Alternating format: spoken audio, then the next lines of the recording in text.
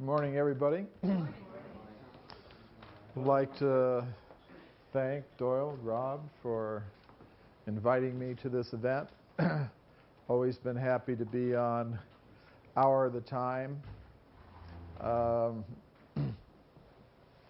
many of you are a little bit familiar with my work? Anybody? Some of you have heard me before on Hour of the Time or maybe other shows. Okay. Well, I was raised in a military family. My father was a Air Force intelligence officer, and family lived in a lot of places around the world. And I learned to have an open mind about things. I also could see that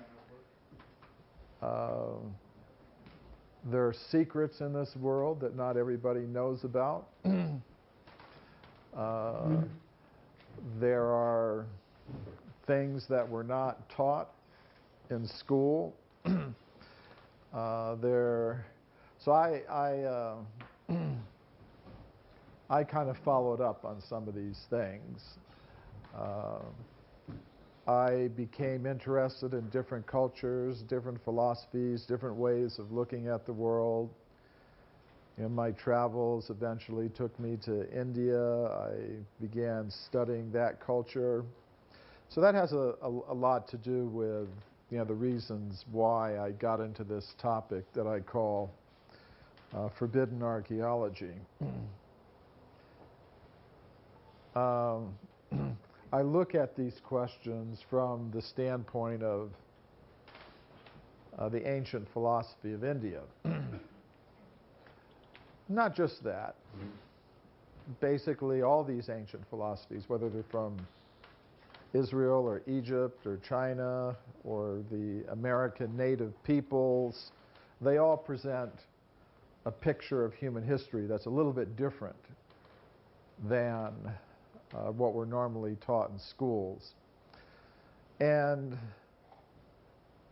what I have tried to do in my work is bring these things to the attention of both the general public and the scientific world.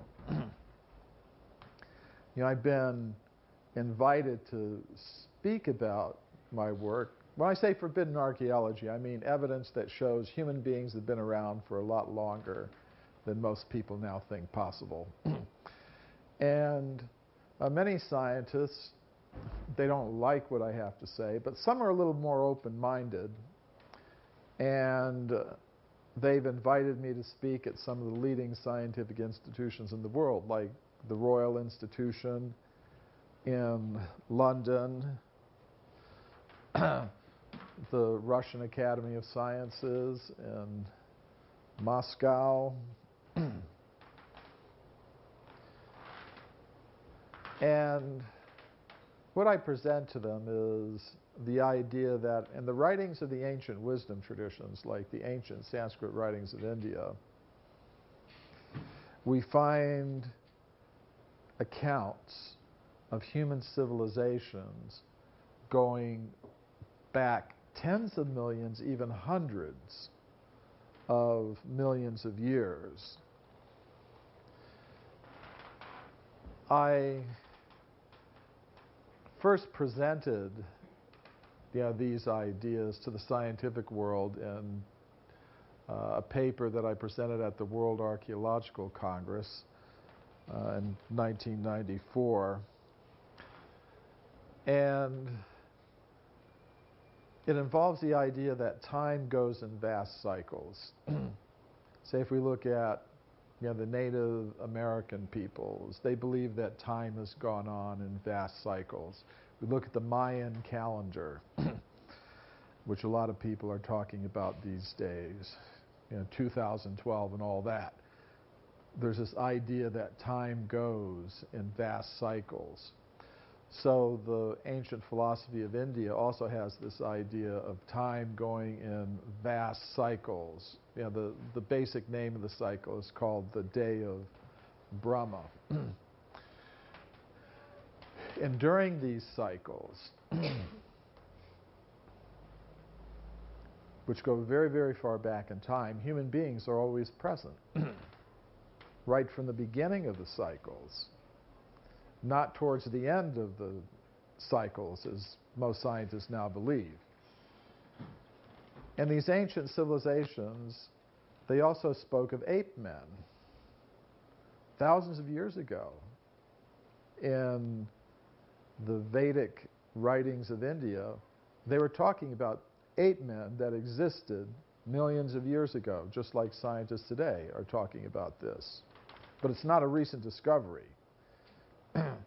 Long ago, the ancients knew that, yes, there were ape men existing, but alongside them were existing human beings like ourselves.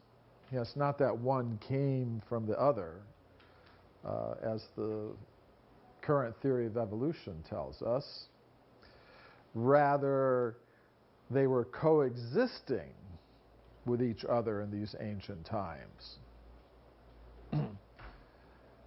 Millions and millions of years ago.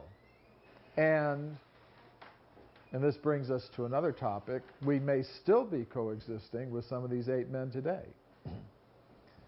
Brings us to the topic of Sasquatch, Bigfoot, the abominable snowman of the Himalayas, the Yeti.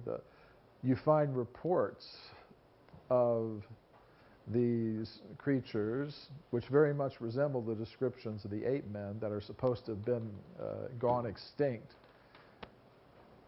So we are coexisting with them today, and we were coexisting with them millions and millions of years ago also.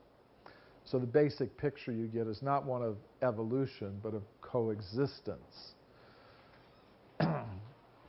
Now, as Doyle said, if at any point any one of you have any question or comment you would like to make, I want you to feel free to do that. Raise a hand, ask whatever you want to ask, say whatever you want to say.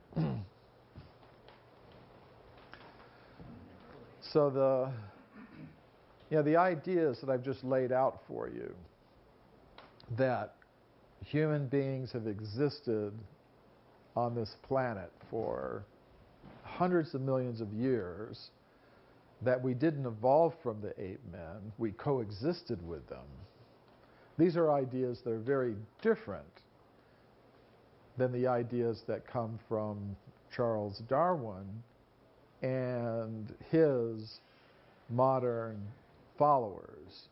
You know, they have a different idea. Basically, they believe that life began on Earth about 2 billion years ago. And they think there were some microorganisms that self-organized from chemicals in the Earth's early ocean, then some fish developed, then other animals, until about 40 or 50 million years ago you get the first apes and monkeys, then about 6 million years ago the first ape men, and then finally about 100,000 years ago, they say, the first human beings like us appeared on Earth. Before that, there were no human beings like us, they say. And they say that all the physical evidence supports that idea. But when I did 8 years of research into the whole history of archaeology, I found something different. I found that over the past 150 years, archaeologists have discovered much evidence showing that humans like us have existed throughout this whole period of time.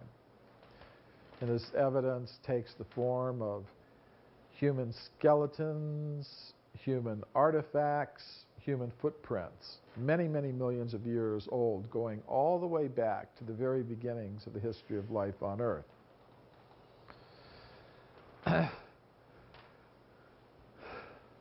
But you're not going to read about this evidence in your textbooks because of what I call a process of knowledge filtration that operates in the world of science. You know, we can call this blue box here the knowledge filter. And what it represents is the fixed ideas most scientists now have about this question of human origins. Of course, this is the Darwinian idea that they have now. So reports of evidence that conform to these fixed ideas will pass through this filter very easily, which means students will read about this evidence in their textbooks. People will see scientists talking about it on television. If you go to the local museum, you'll see these things. But if we have evidence that radically contradicts these fixed ideas, it is filtered out, which means you're not going to read about it in the textbooks. You're not going to see scientists talking about it on television. And if you go to the local museum, you're not going to see these things, even though they may be there somewhere in the museum collections. So what I'd like to do now is go over some examples of the kind of evidence that I'm talking about.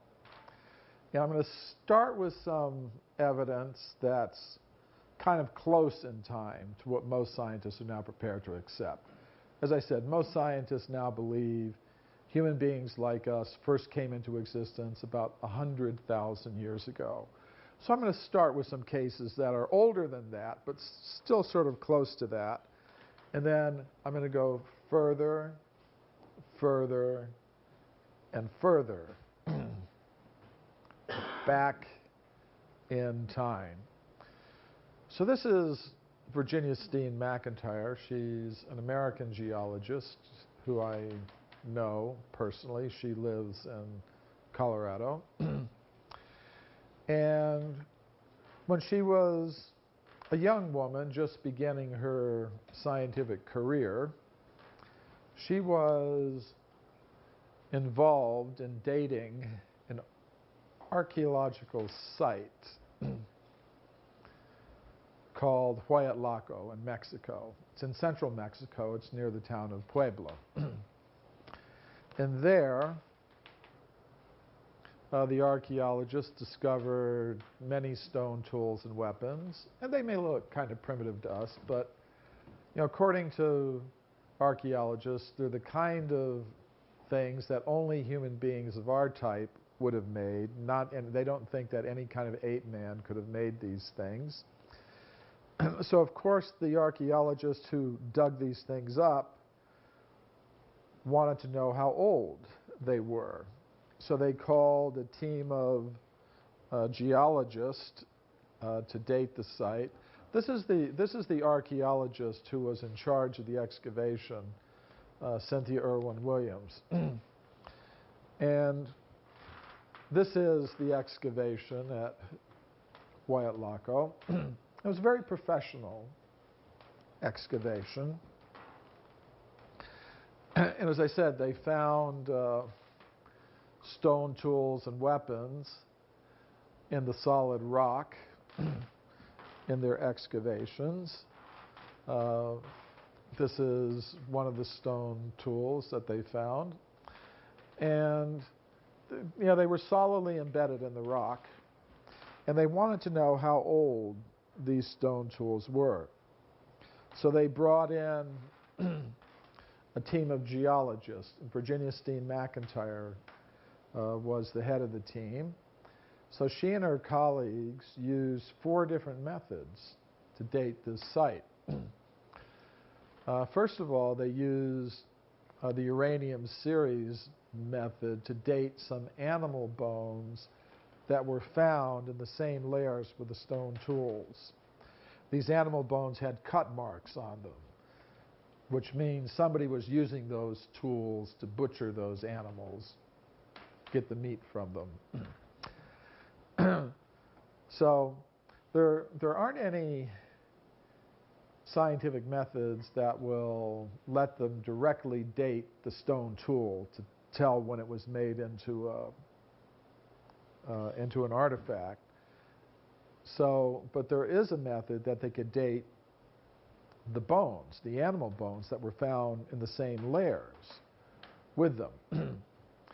So the method they use is called the uranium series method. And using this method, they got a maximum age of about 245,000 years. So they also used another method to date this site, because above the layer with the stone tools, there was a layer of volcanic ash. So they were able to use the zircon fission track method to date that layer of ash. They got an age of 270,000 years.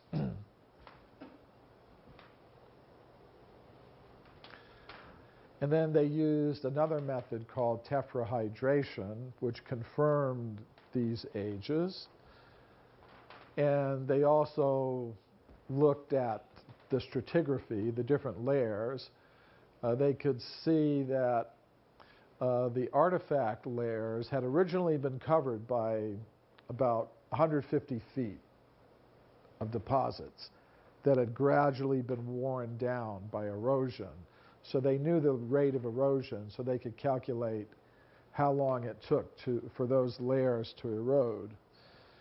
So using all four methods that they used, the geologists concluded the site must be 250,000 years old. But the archaeologists said, that is impossible. Human beings capable of making these artifacts did not exist 250,000 years ago anywhere in the world. What to speak of North America?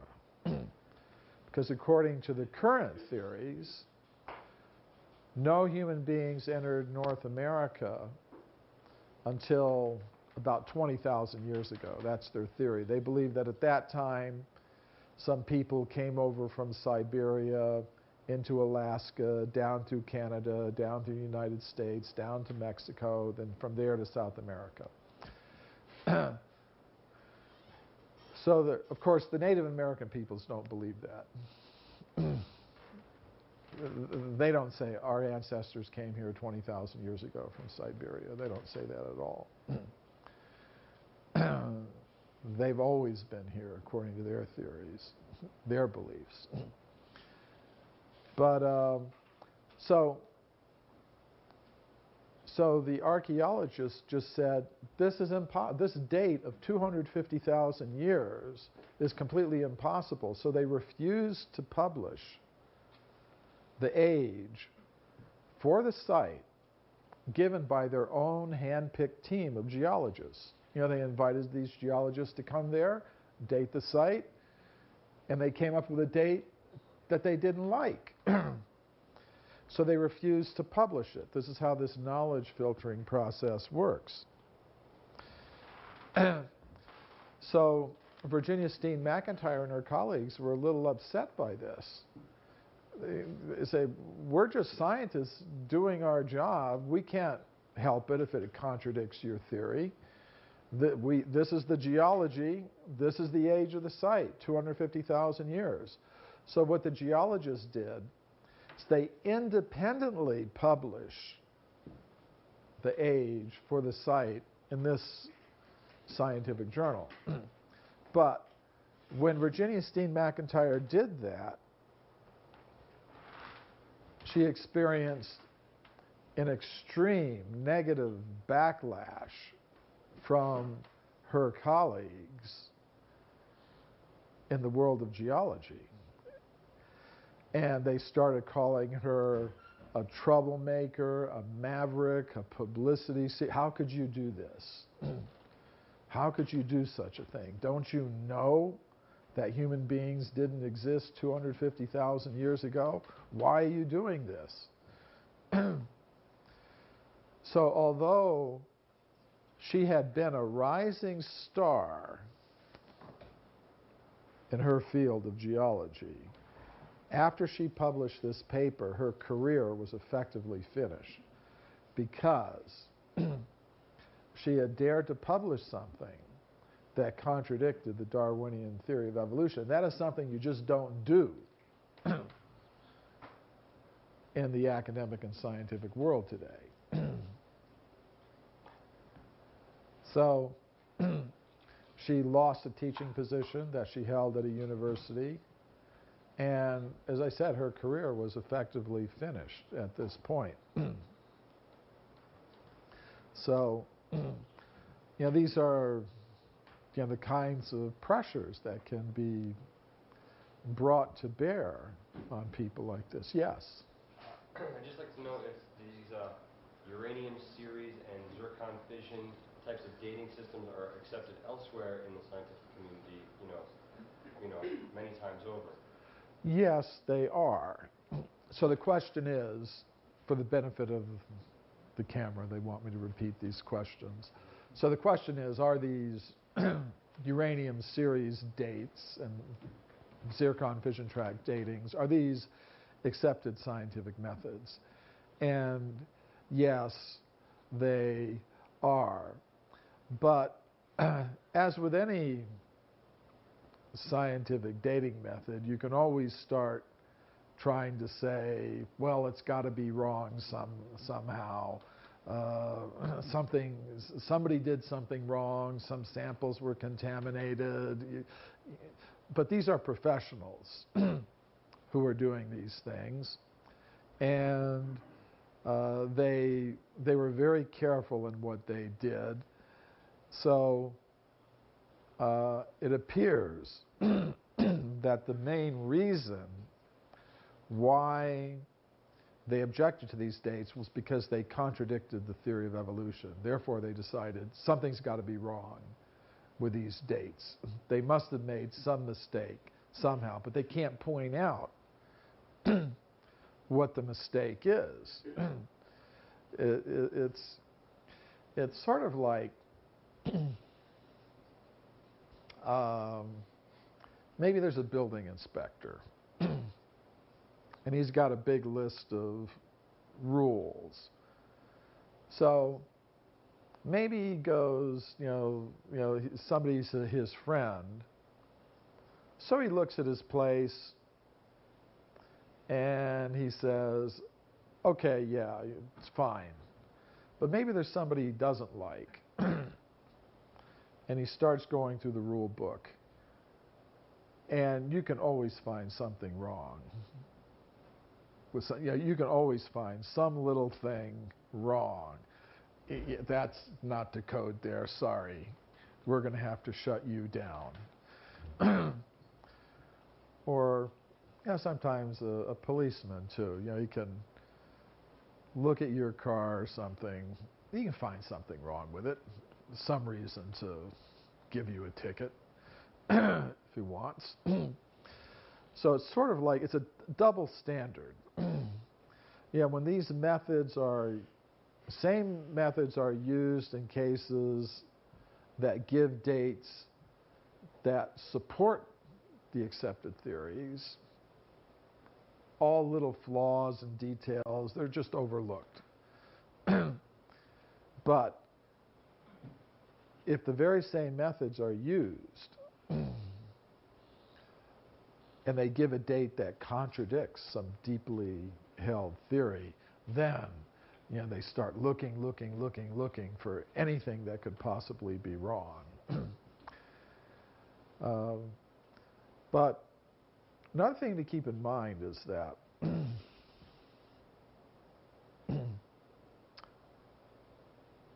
This case was completely buried in the 1990s. But I found out about this case in my research for my book, Forbidden Archaeology. And I included this case in that book, Forbidden Archaeology. Then there was a television producer in New York named Bill Coty. He was thinking about doing a documentary that he was calling The Mysterious Origins of Man. And somehow or other, he got a hold of my book, Forbidden Archaeology, and he read about some of these cases. So I became a consultant for the television program. I appeared on that program. It was a very, it appeared on NBC. It's called The Mysterious Origins of Man. And, I introduced him to Virginia Steen McIntyre, and he took her down to Mexico. And she showed him the site, explained the whole thing to him. So it was on national TV. And there was a wealthy gentleman who was interested in archaeology that decided who saw that program. And he decided to fund some new research. So there was some new research going on. There has been down there. There was, and what they have found, I believe, shows that the dates that Virginia Steen McIntyre and her colleagues got are correct. They reaffirm the nature of her dates. They redid some of the dates. They came up with the same dates. And they even tried some new methods that also confirmed the dates that she originally got. So this story, it hasn't really ended yet. And I'm kind of happy to say that the work that I did kind of resulted in this case being reopened. And we'll see eventually what happens. But that's a very good question. So yes, this uranium series method, it is one of the standard scientific dating methods. The zircon fission track method is a standard scientific dating method. They're widely used by archaeologists and geologists and paleontologists to date things. Anyone else have something? Yes. Has carbon-14, or the radiocarbon dating, has it been proven to be inaccurate? These dating methods, I believe, are based on some sound scientific principles. But in any particular case, there could be a problem. For example, the radiocarbon method, the carbon-14 method that you just mentioned, is based on the idea there are two kinds of carbon in living things, carbon-14 and carbon-12. Carbon-12 is not radioactive. Carbon-14 is radioactive. If something's radioactive, that means it decays into other elements. And the rate of decay is expressed in what they call a half-life.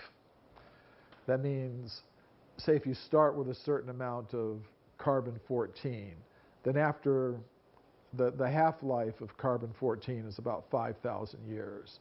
So that means after 5,000 years, you have half of what you started out with. After another 5,000 years, you have half of what you started out with. After another 5,000 years, you got half of what you started out, of what was there. Then another 5,000 years, half, half, half, half. By the time, so what happens is that your amount of carbon-12 stays the same.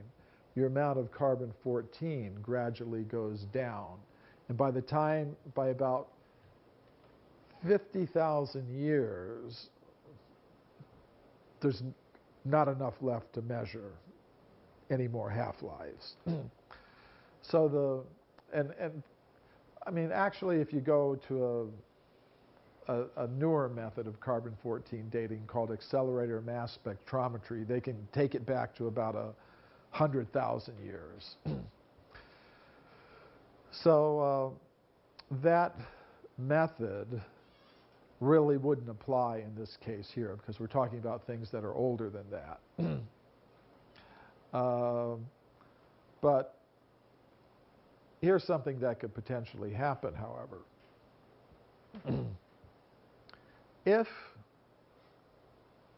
a sample that you're trying to date, say like you have a bone that's really 1,000,000 years old, if it got contaminated with the least amount of modern carbon-14, the bone, even though it's 1,000,000 years old, would show an age of 100,000 years or less. And there's a lot of ways in which a bone can become contaminated with carbon. First of all, like even if you just touch it, you know the skin has oils on it.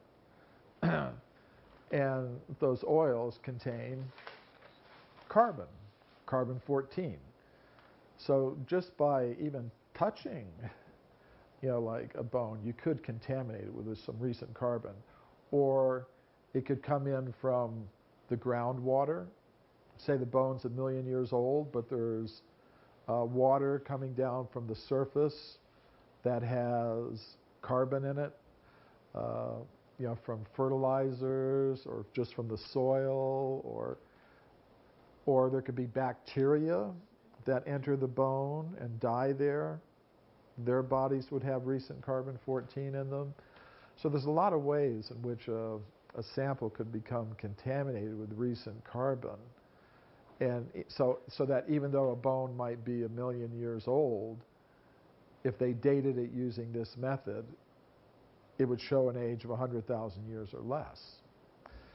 So there have to be very, very careful purification techniques done when they're doing these dating methods to make sure that they're not dating recent carbon that may have contaminated the sample. It's possible to do these things, but so it's the same with all of these methods. They're based on sound scientific principles, but in any particular case, you would have to be careful. The main thing that they have to be careful of is contamination of the samples with recent elements, be they uranium or carbon or like that. So now some people who favor a very, very young age for the Earth would have more problems with these dating methods than I would. I accept a long age, for the Earth. People who believe in a very, very young age for the Earth, say 5,000 or 10,000 years, would have a lot more problems with these methods than I would. So that's something to keep in mind. Yes? Who would you consider some of those people that would consider the age of 5,000 years? Oh, okay.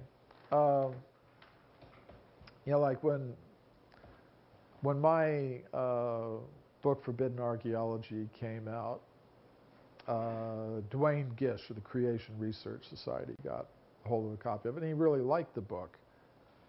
He's a young Earth Christian creationist. And I went out and met him, and we had a lot that we agreed on. We just disagreed about the age of the Earth. So say my book Forbidden Archaeology was reviewed by Creation Research Society quarterly. which is the main scientific journal of the young Earth Christian creationist movement. They gave it a very favorable review. And they said, although we disagree with Mr. Cremo, Mr. Thompson about the age of the Earth, we agree with them that human beings have been here since the beginning. So what I usually tell of those folks is, well, whether the Earth is a few thousand or a few billion years old, human beings have been there since the beginning, and they didn't evolve from apes. So at least that much we agree on. We would have a disagreement about the age of the Earth. But even within, say, the Christian creationist movement, you've got the same disagreement. There are some who accept a young age for the Earth. They're called young Earth creationists. Then they're old Earth creationists as well. So, that's. Personally, I don't claim to have a monopoly on truth. I think truth can be found in many places. And I was really happy that the young Earth Christian creationists liked my book, although they disagreed with me about the age of the Earth. So, to directly answer your question, that's who I was alluding to. Could you repeat that name? Could you repeat that name, please? Huh? Could you repeat that name, please? Dwayne Gish? Dwayne Gish. Yeah, he at least at the time, I don't know if he still is, he was one of the leaders of the, in San Diego, there's a creation research organization that he was one of the leaders of. Yes. Do you know maybe what their contention would be, and maybe why they wouldn't want to admit or accept or try to think that even that could be true, that the Earth is that much older, like in their philosophical doctrine, say? Do you have a pinpoint of why they wouldn't be able to accept that? Say something in the scripture that they cite, or what have you? Of course, the best thing would be to ask Dwayne Gish about it, but as far as I know, I don't like to represent what other people say, but since you're asking this question, from what I can see is that they look at the genealogies in the Bible, and you can add up, this one lived for so many years, this one lived from so many years, all the way back to the time of the flood. That's something I also believe in. I believe there have been repeated catastrophes, on Earth, massive floods and things like that. But they think they can trace, by calculating the genealogies, they can trace it back, to about 5,000, 10,000 years, about something in that range. There are others who say that, looking at things from, like a biblical perspective. Like I said, I don't really like to talk so much about, how people, interpret their scriptures and things like that. But since you asked the question, from what I can tell, there's some that will say, there's some passages in the Bible that say one of his years, his being God's, are like 10,000 of ours or something. So they try to expand, what these years mean. And I'll let them settle that among themselves. But these are questions that come up, and I think they're legitimate questions. But the thing that we would agree on although we might disagree about the age of the Earth. You know, myself, and like I said, myself, I tend to approach things from the standpoint of the Vedic writings of India, which speak about these long time cycles. But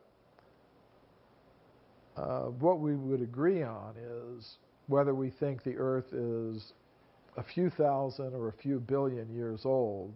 Humans have always been there, and they didn't evolve from the apes. Anything else on this point? Okay, we'll go a little further ahead here. Oh, I was mentioning some of the new research that's gone on down there at Huayatlaco. There's another geologist named Sam Van Landingham from the United States who has studied the diatoms there. Diatoms are they're small little creatures that leave like a little kind of skeleton made out of calcium. And they're all different kinds. They sort of look like little calcium, you know, if you look under a microscope, they're sort of like little snowflakes. They all have different little shapes and things like that.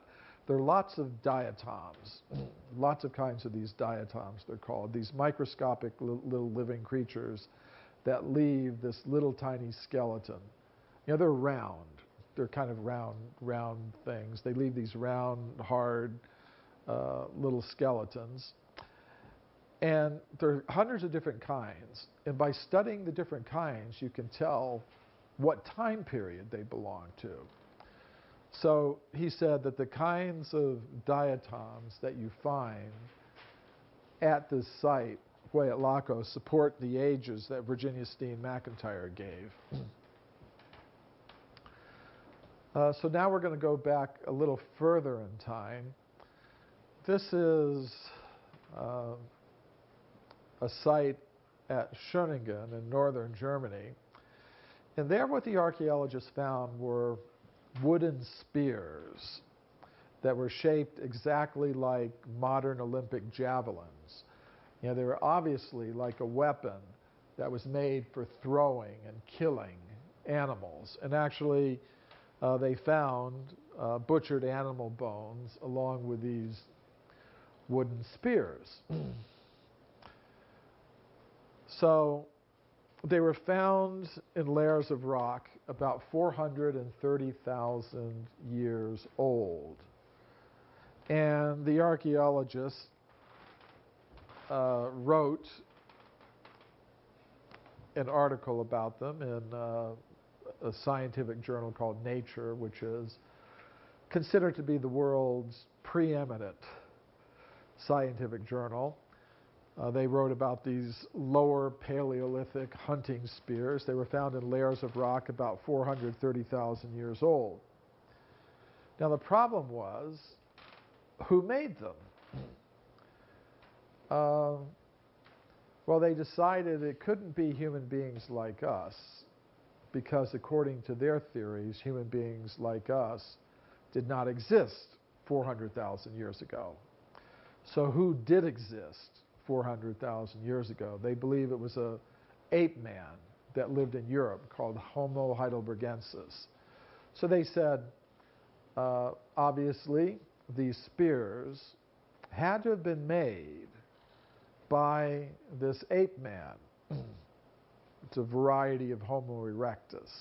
Yeah, that's a scientific name for this ape man. Now that was a bit unusual because before this time, nobody had ever thought that this ape man could have done anything like that. They thought the only being capable,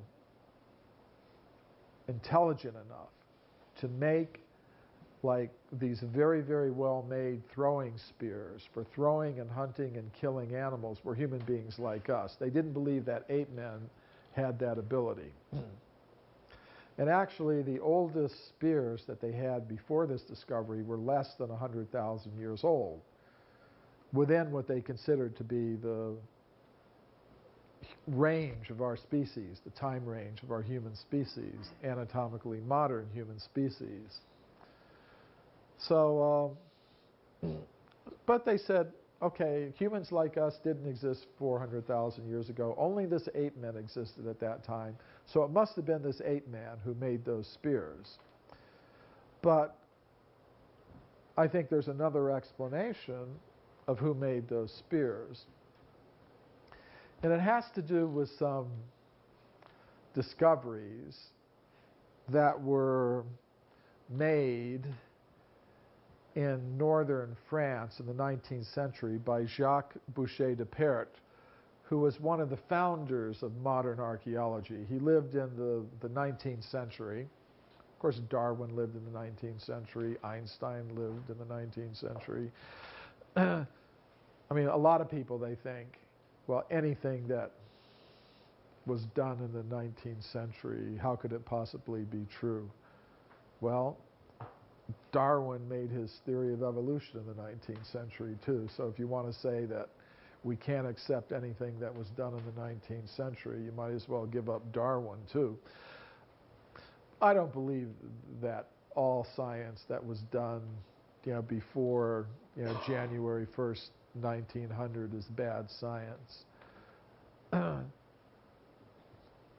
in any case, he made some discoveries in northeastern France at a place called Abbeville. And one of the things he found was this human jaw. It's an anatomically modern human jaw, just like that of a modern human being. And he found it in this layer of his excavation, along with many stone tools and weapons. And according to modern geologists, this layer here at Abbeville is about 430,000 years old. Now,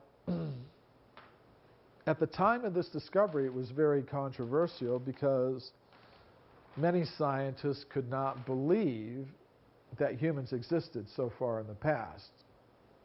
They thought, this is impossible. So some of them came up with an explanation. They said, here's what obviously happened. We know human beings could not have been living that far in the past. So here's what happened. Somebody must have gone to some Roman cemetery, cemetery about 2,000 years old or something, and they took a jawbone from one of the graves in that cemetery. Then they went to the excavation, planted it there, and that's how it happened. So Boucher de Perthes, he was just shocked, that anybody would dare, say he'd been a victim of a hoax like that. So what he did is very interesting. He conducted some new excavations at that place. And these excavations were witnessed by other scientists.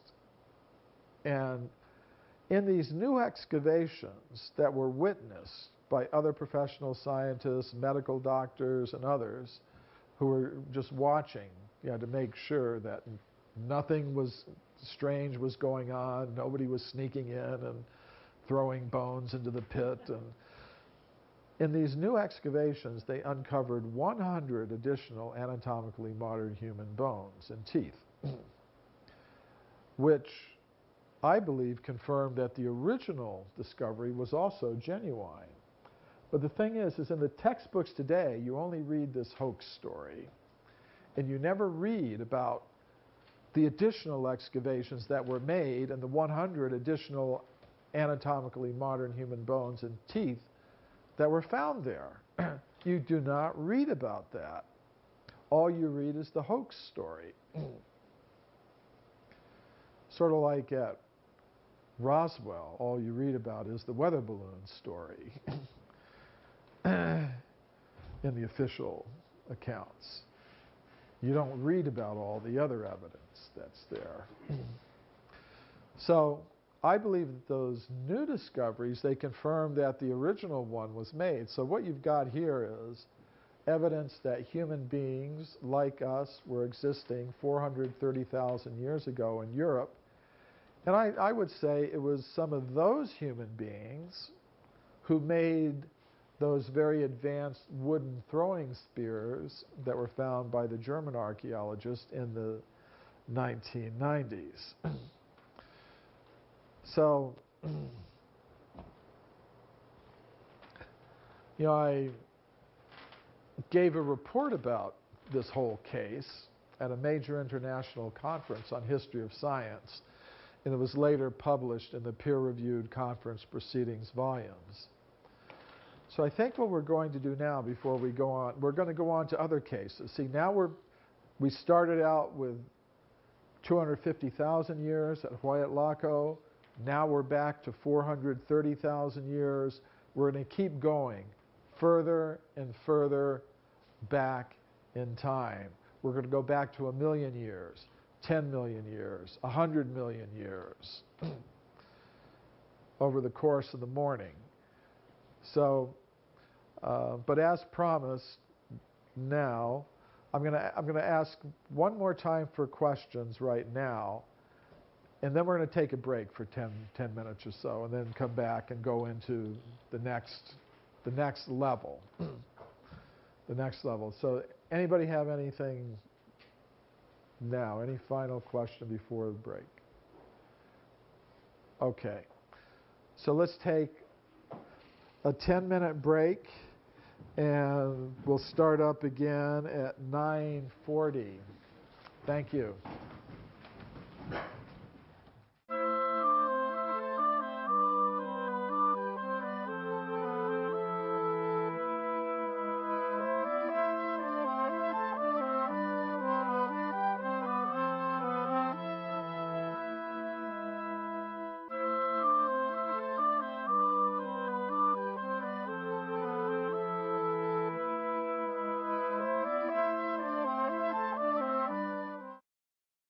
On Flores Island,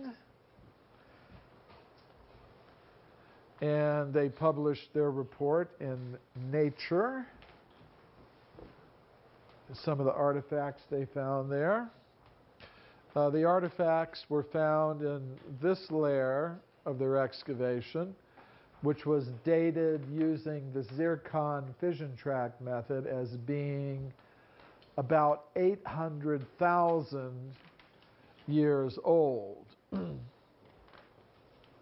But again, they had to decide who made these things.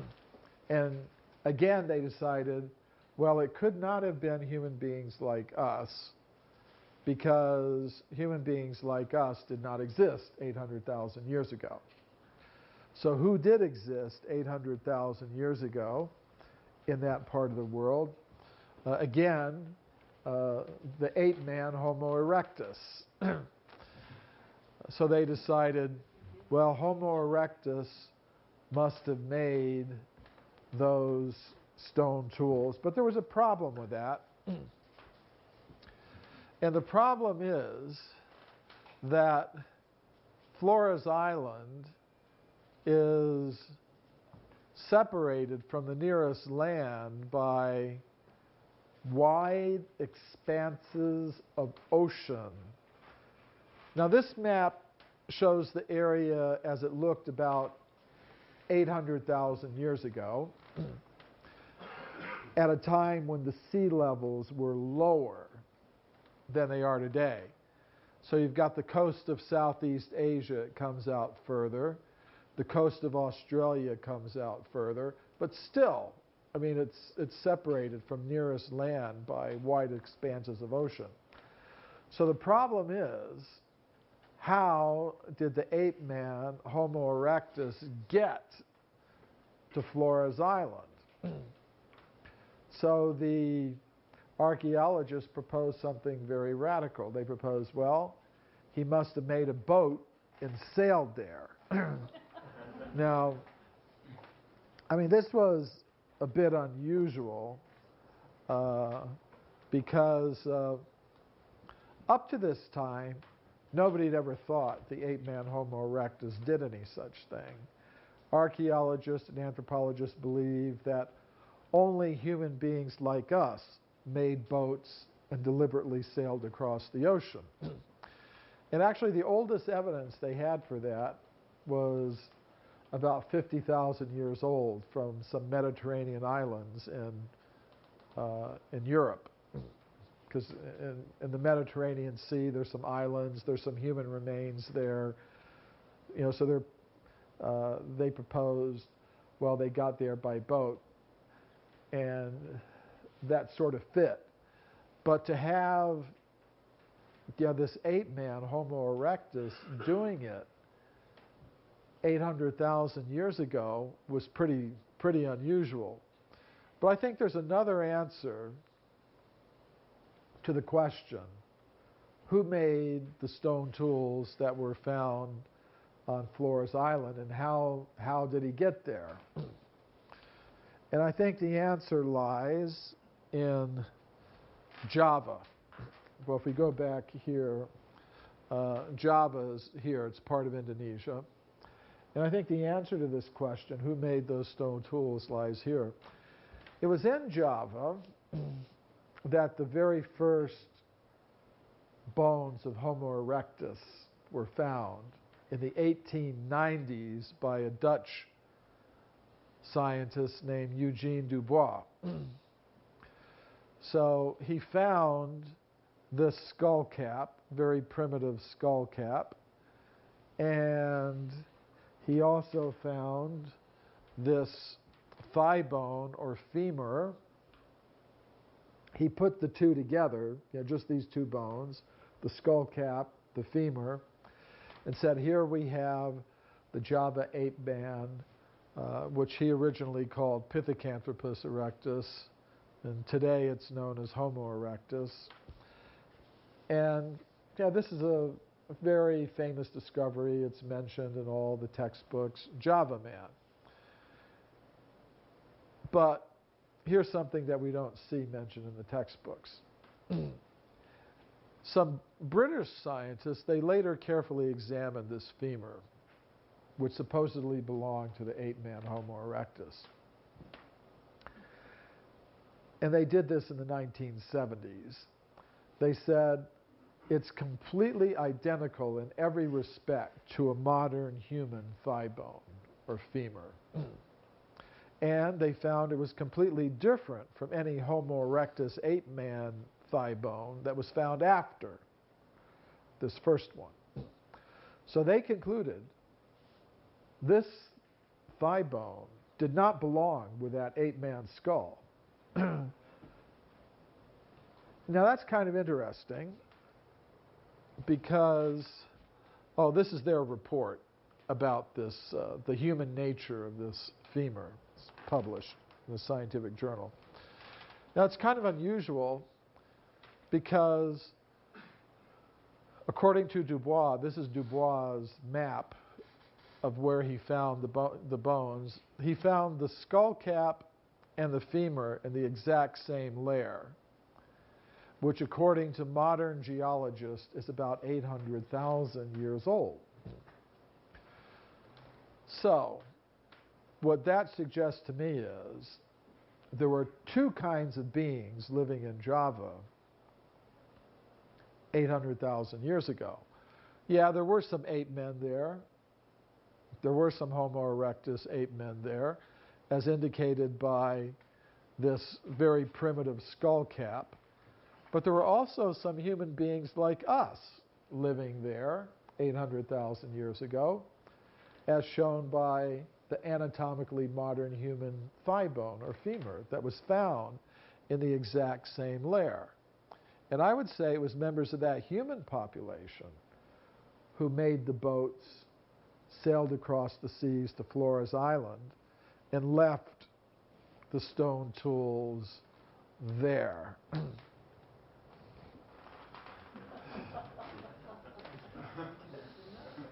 So, say, whenever you go to a scientific conference, you have to have a joke slide. So when I went to, I presented everything I'm talking to you today about. I've presented at meetings of the World Archaeological Congress or the European Association of Archaeologists or other scientific conferences or scientific institutions. So what I tell the scientists is, look, we don't have to explain this evidence, we don't have to try to raise Homo erectus to the human level, which is what they try to do to explain, this evidence. There is evidence that humans like us were present 400,000 years ago in Europe, 800,000 years ago in Southeast Asia, in Indonesia. So any questions about this case? Yes. How did the Java man get there? Depends who you're asking. How did he get to Java? Let's go back to the. Let's see. Go back to. Now, according to the standard theories, what you learn in the textbooks, they would say about a little over 2 million years ago, Homo erectus, this ape-man Homo erectus, was living in Africa. Left Africa, went to the Middle East, across the Middle East, then down into Southeast Asia. And see, at that time, when the sea levels were lower, Java was not an island as it is today. It was connected to the landmass of Asia.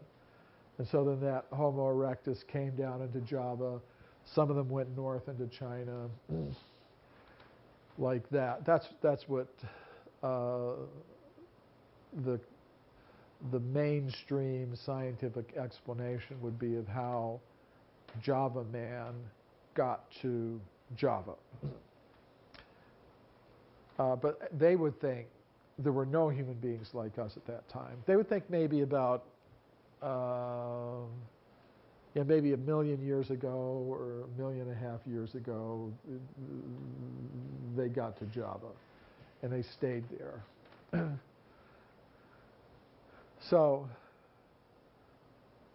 then they would think later, about 100,000 years ago, human beings like us first arose in Africa and then went out of Africa and wiped out all the ape men all over the world. That's what they would say. Yes? I have a question. I've noticed in archaeological findings in that references are always made to ape men. Did they ever find ape women? No, they never did. No, yes, of course they did. Well, let's just call them ape persons then. Will be. Yeah, I'm just using standard terminologies. To be, perfectly correct, we could call them. I mean, I didn't want to use technical terms like hominins. They have names. They have technical scientific names for. Trying to use the common terminologies for these people, and not burden everybody with a lot of, technical Latin names. But technically, they would be called hominins, and they'd be called early hominins, and they would have specific species names like Homo erectus, Homo habilis, Australopithecus afarensis, Australopithecus this, that, the other. So we could use the technical terminologies, But I think for our purposes, we can use ape people if we like. A very good point. Excellent point. But yes, they can tell. Of course, this even comes up in modern. If you watch these television shows like CSI and stuff like that, you can learn some things about how they identify skeletons as male or female. There are certain features that will allow them to, as they call, sex the skeletons. But yes, they do find female remains as well. Also, infant remains, and they find all kinds of things. But to get back to the point, they would say, the Homo erectus arose in Africa, spread throughout Asia, Europe.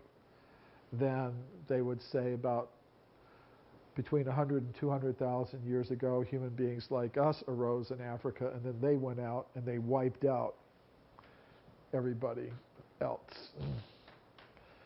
The Neanderthals, the Homo erectus, wiped them out.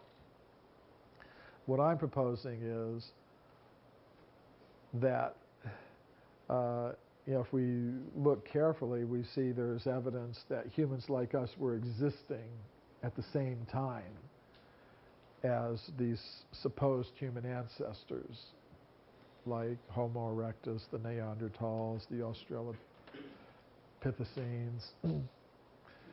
Just like here in Java, you've got evidence that humans were existing, humans like us were existing, anatomically modern humans, Homo sapiens, sapiens, that's what they're called technically. So that's how they would say, Java man got to Java.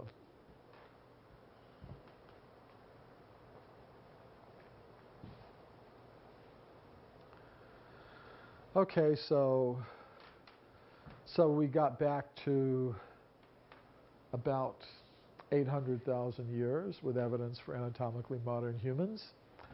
And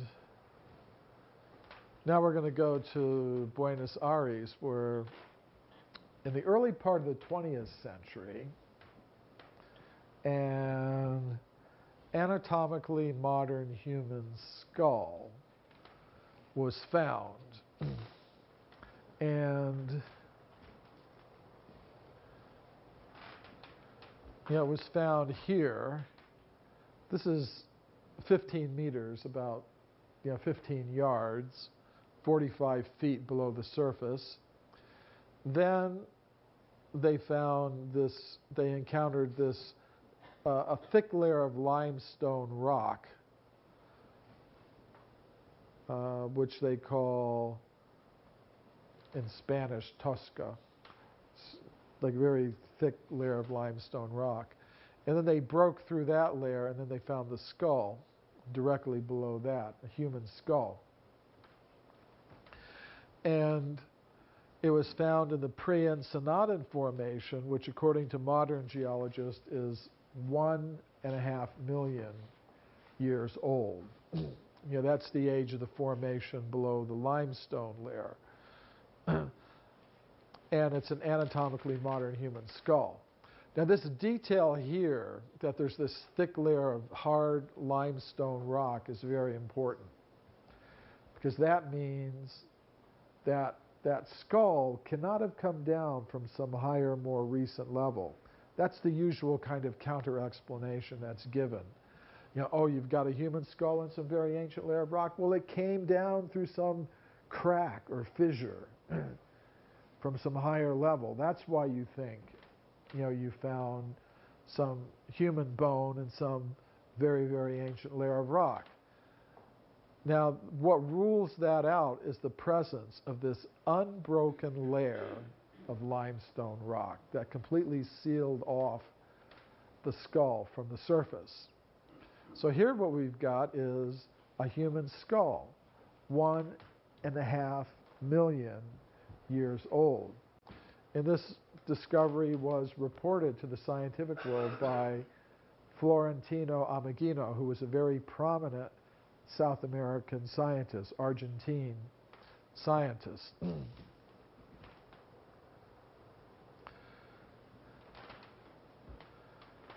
Now this is an interesting case. There's this shell that has a simple but very recognizable human face carved on it.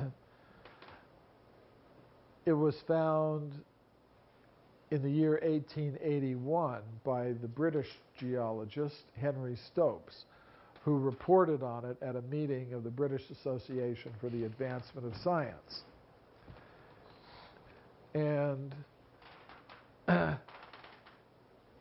today, scientists think that the first carved bones and things like that go back only about 77,000 years. This is what they consider to be the oldest sign of deliberate human artwork on bone or shell, going back. And you can see it's very simple, just some lines scratched on a piece of bone. But really, such evidence goes much further back in time than that, because that shell, that carved shell, was found at this place, Walton-on-Naze, in the east coast of England. It was found in the Red Crag Formation, which goes back about 2 million years. So here you've got evidence of a carved shell with a human face carved on it, about 2 million years old. So you can see how we're going further and further back in time. This is the beach at Walton-on-Naze, and this is the Red Crag Formation here. You can see it's a reddish color, and that's where this shell was discovered. And you can still see shells there today. These shells are over 2 million years old. But you can see that these are plain. They don't have anything carved on them. So one suggestion is, well, maybe somebody just took one of these shells,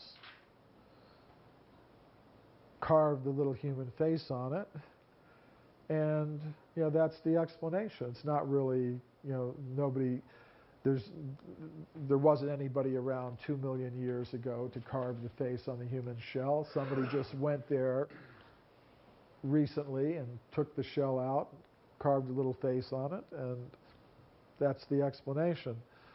But what rules that out is these shells are very, very delicate. Like I said, they're 2 million years old, and they are so delicate that if you tried to carve them, they would just crumble to dust.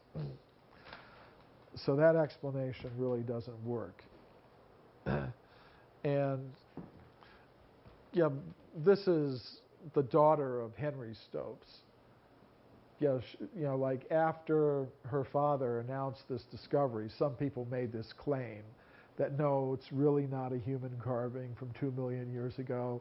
Somebody just took a little shell from the beach and carved a little face on it and gave it to your father, who's a professional geologist and knows all about these things. And so she said, no, that's, she's the one who pointed out that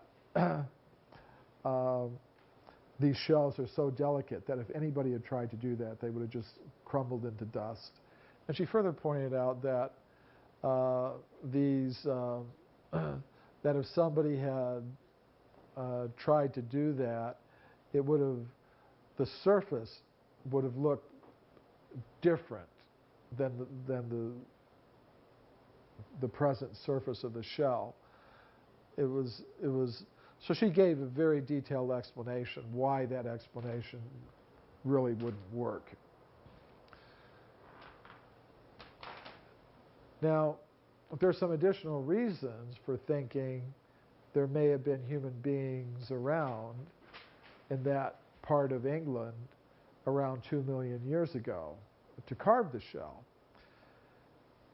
In the 19th century, an anatomically modern human jaw was found at a place called Foxhall, which is sort of in the same part of England.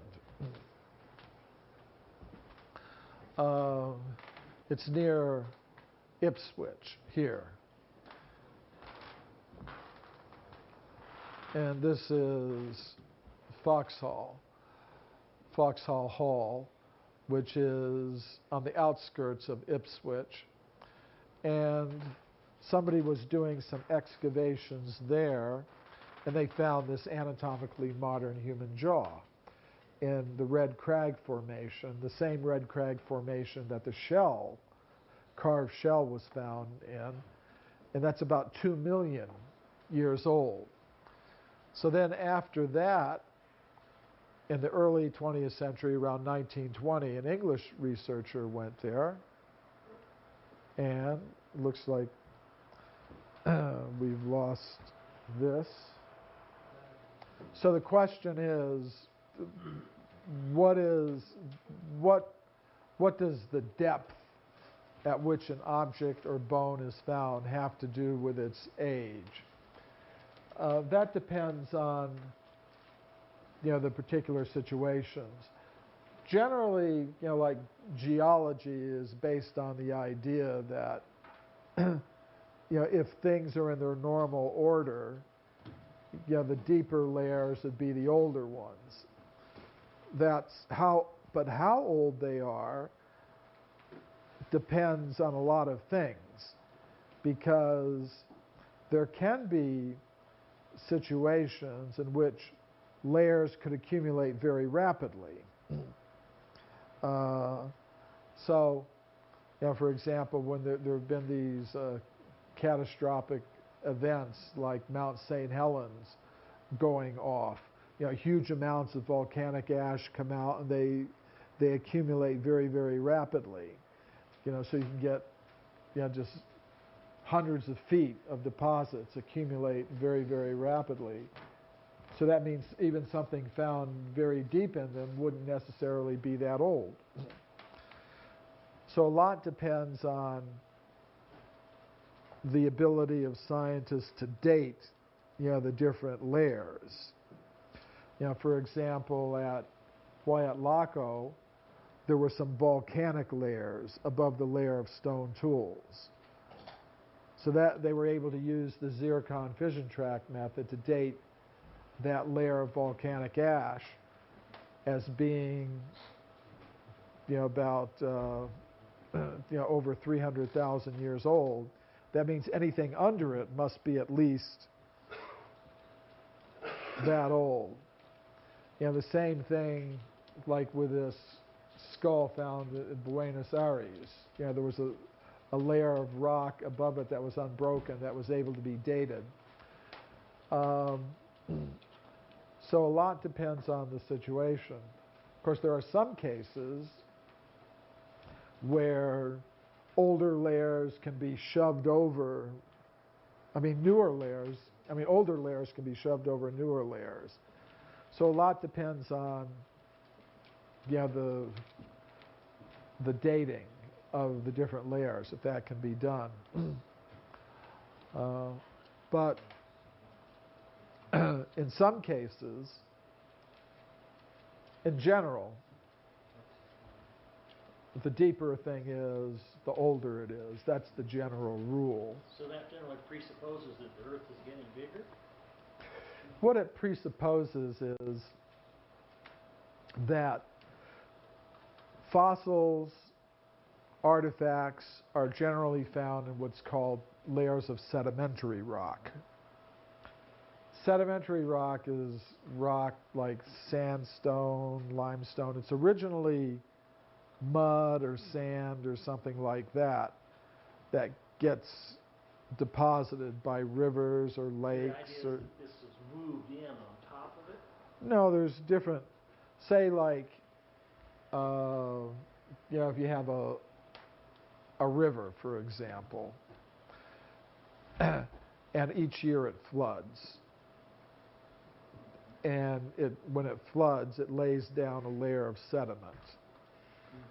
And then the next year it may lay down sediment on top of that. So over the course of many years, you get many layers of sediments being laid down. And then maybe at a certain point, there's some earth movements, that raise the whole thing up. And so the river is no longer there. And then those things will turn into, gradually over time, layers of stone. Layers are getting one on top of the other. The earth must be. But there's also erosion going on too, at the same Really time. more movement, the whole thing gets moved. No, I mean, like, erosion can take place. I mean, layers of sediment can be laid down, but then erosion can come and wear them down again. If you look at the whole geological history of the Earth, the way that geologists look at it, mountains are raised, they're kind of worn down, and the deposits that were once mountains are kind of deposited in valleys and things like that. And then mountains come up again. And geologists tell us that 90% of the sedimentary layers that have ever been laid down are now gone. They've been worn away by erosion and other geological processes. So, okay, we're back. For a while. Okay.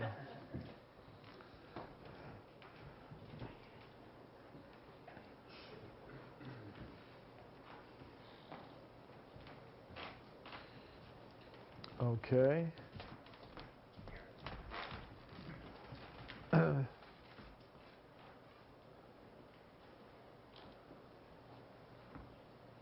Which is really interesting because these fossils are deposited in layers of sedimentary rock.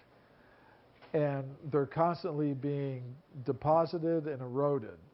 And geologists tell us that over 90% of the sedimentary layers that have ever been laid down on Earth are now gone, which means we don't really have a complete record, of the history of life on Earth. It's like, say you have a book, it's 1,000 pages long, and then you just rip out 900 of those pages. You don't have the whole story. And then there's the problem of knowledge filtering. The people that are looking sometimes have their ideas about what should be there and what shouldn't be there. If things don't fit their theory, then they ignore those. So there really isn't a complete record, for us to really examine. But if we carefully look at everything that is there, and what I've tried to do is show you things that are there, but you're not going to find in the textbooks. Say, I remember when I went to school, I looked at the theory. There's the theory of evolution. Here's the evidence. The evidence matches the theory, so I had no reason to question it. It must be true because, well, here are all the facts. Here's what the theory says. The facts go along with the theory. The theory must be true. No reason to question it. No reason to doubt it. It really wasn't until I started looking into things and discovering that actually the textbooks aren't presenting all the facts. I was really surprised when I started this research. I thought, I just had some suspicions, from my study of different ancient wisdom traditions or even the Bible, well, that things could be different than what we're being told in the textbooks. And I thought, well, let me look and see if there is any evidence that shows, for example, that human beings have been here for millions and millions of years. I thought, okay, I might find, a couple of interesting cases, one or two, and, I'll just write a short little article about them, and then I'll go on to something else. But when I started this, I thought I might do about 8 days of research. I just might start looking into different archives and things like that, find a few interesting facts, write a short little article about it, and then go on to something else. But I found, when I started that research, the 8 days turned into 8 weeks. The 8 weeks turned into 8 months. The 8 months turned into 8 years. Because yes, I did find a few cases, but those led to other cases. There would be some little footnote. Yes, some scientist in Europe, he claimed to have found, this something or other skeleton, but it's complete nonsense. Well, I would follow up on that little footnote. I'd go look up his report, see if it really was nonsense. I find, well, it wasn't nonsense. He was a very, very reputable scientist. He'd done very careful work. He'd found something that showed human beings were present a very long time ago in a very convincing way. And then he would mention, some other little discovery that somebody else had made. And then I'd follow that out. And then I'd follow that and that and that. And it took me about 8 years to kind of get to the point where I really wasn't finding a whole lot more. But in that 8 years of research, I compiled enough evidence to kind of fill up a 900-page book, which Luke here got somewhere along the line. It's called Forbidden Archaeology. Some people call it forbidding archaeology because, it's a little heavy. But you can work out with it. You can get some exercise. Yeah. A question. In your search, for your discoveries and everything like that, your resources, were they the library? Were they the internet, the information highway? Were they? Well, I started this research. So the question is, how was this research done? So I started this research in the 1980s, before there really was, a very highly developed internet. And even today, you're not going to find a lot of this stuff on the internet, which leads to, this is Lori Erbs here, my research assistant, who is, professionally trained librarian with a Master's of Science, Master of Library Science from, University of Wisconsin-Madison. And she was running a scientific, before, she started helping me in my research, she was running a scientific research laboratory for scientific research library for an agency of the U.S. government, the Forest Service in Alaska. And, she'd found out about the work of my colleague and I, Richard Thompson, and asked if there were anything, she could do to help out. So to get the kind of, most of my research has been looking for old out-of-print documents, rare scientific journals in all different languages from all over the world. And getting this kind of stuff is not easy. You have to know where these things are, how to get them. So for that sort of thing, Laurie's been absolutely essential. And there are others too that have also helped. With the research for the book. But my ongoing research, it really depends a lot on people like Laurie especially, and then also when I'm on radio shows and things like that, people will call in and give leads. I've learned a lot from meetings like this. People come, well, my uncle was a coal miner, and he found something, and he showed it to the foreman, and the foreman said, "Shut up about that." I mean, the information. I'm doing what you might say an archaeology of archaeology, and basically, I've been looking for documented studies.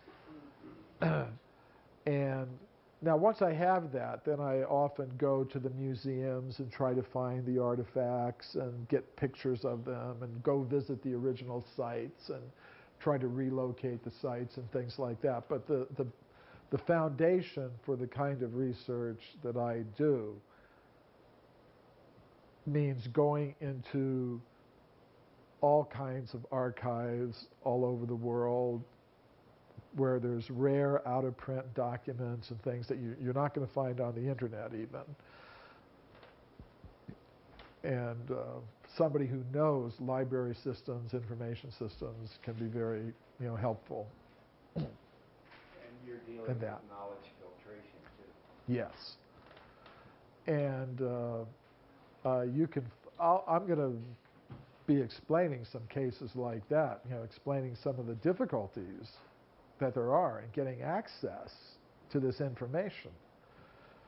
I mean, it's what you see in films like Raiders of the Lost Ark, going into the Smithsonian, like the basements of the Smithsonian.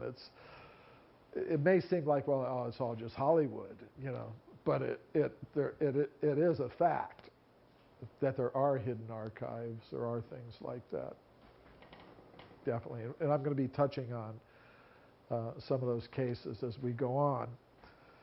So to kind of stick to our schedule, we'll take another 10-minute break now. And if you all come back in 10 minutes, we'll go further back in time. We can see we've already broken the 1 million year barrier, the 2 million year barrier. So we're going to go back even further in time. So, we were talking about the discoveries of J. Reed Moore in the Foxhall area. Just a little reminder, we had that carved shell which was found in eastern England, about 2 million years old. The human jaw that was found also in eastern England at about 2 million years old. All the stone tools that were found by J. Reed Moore at Foxhall in the same layer where the human jaw was found in the Red Crag Formation, again about 2 million years old. So they all fit together. Human jaw, carved shell, human-made tools. So there was an American anthropologist named Henry Fairfield Osborn who wrote in 1920, "The discoveries of J. Reed Moore of evidence of the existence of Pliocene man in East Anglia open a new epoch in archaeology." The Pliocene is a geological period that goes back about 2 million years. So he's pointing out, yes, these are very important discoveries. They show, they bring indubitable evidence of the existence of man in southeast Britain, man of sufficient intelligence to fashion flints and build fire before the close of the Pliocene.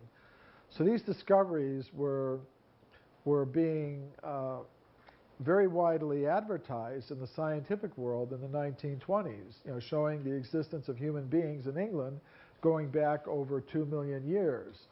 But then gradually these things started disappearing, from the textbooks. Scientists stopped talking about them. And today, you won't read anything like that in the textbooks. So go back to Argentina, back to South America. Some interesting discoveries were made at a place called Miramar on the Atlantic coast of Argentina, a little south of Buenos Aires. And the discoveries were made at this place on the seashore, a little bit north of the town of Miramar.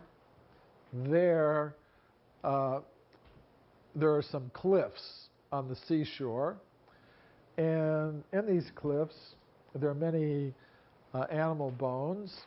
And this is the interesting discovery. This is not a human bone.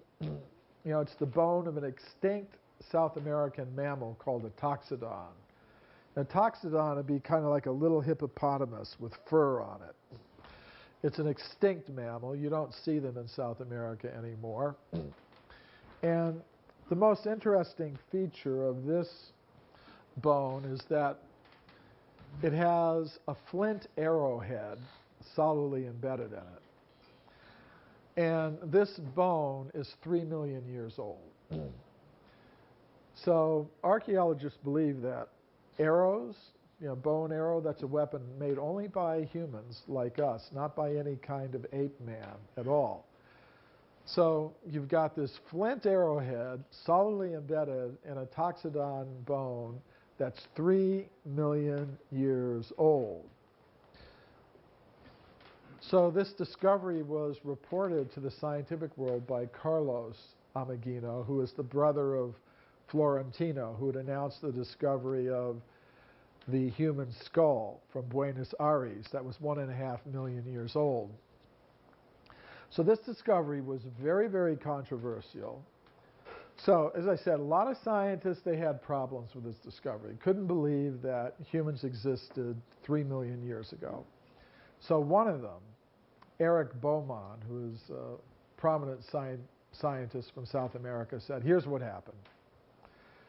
Somebody got a 3 million year old toxodon femur, thigh bone.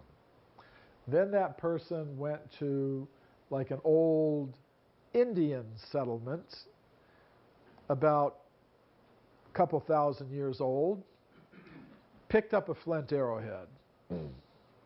Then he took that flint arrowhead and he pounded it into the 3 million year old toxodon bone. And then he took the bone with the arrowhead and he planted it in the excavation for Carlos Ameghino to find. I mean, you kind of see how this, you see how this works. So Carlos Ameghino said, all right. So what he did is he said, okay, I would like you and a whole bunch of other scientists to come to this place and you conduct some excavations and see what you find. So they got the leading South American scientists to come to this site at Miramar. They had archaeologists who were expert in judging whether things were made by humans or not. They had geologists who were expert in judging the strata. They had paleontologists who were expert at looking at the animal bones. And they conducted new excavations at this same site. And they were very, very careful. Like Carlos Ameghino, he let the skeptics conduct the excavations. So they started conducting some new excavations, and he said, okay, you very sure nobody's dug anything here or planted anything? And they said, no, this is undisturbed. We can see it's undisturbed strata. So they started digging into the side of the cliff. And they dug about 5 feet into the side of the cliff.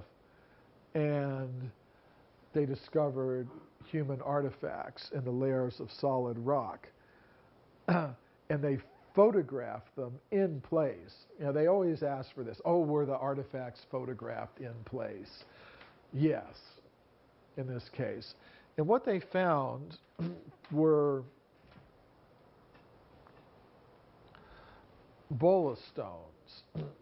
Now, these bola stones are round stones that have a groove carved around the center.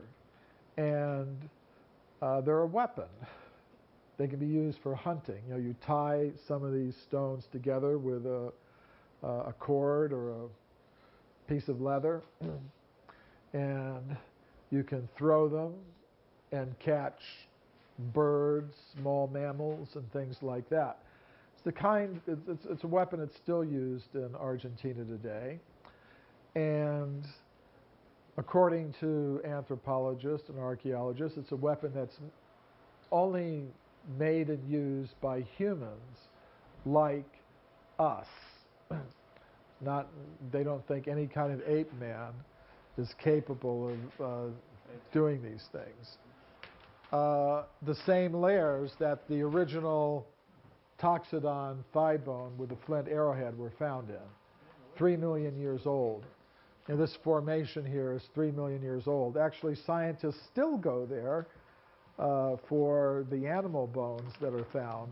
But what's most interesting from my point of view is not, you know, just the animal bones that are found there, but the human tools and the animal bones with, you know, flint arrowheads in and things like that, that show there was a human presence in South America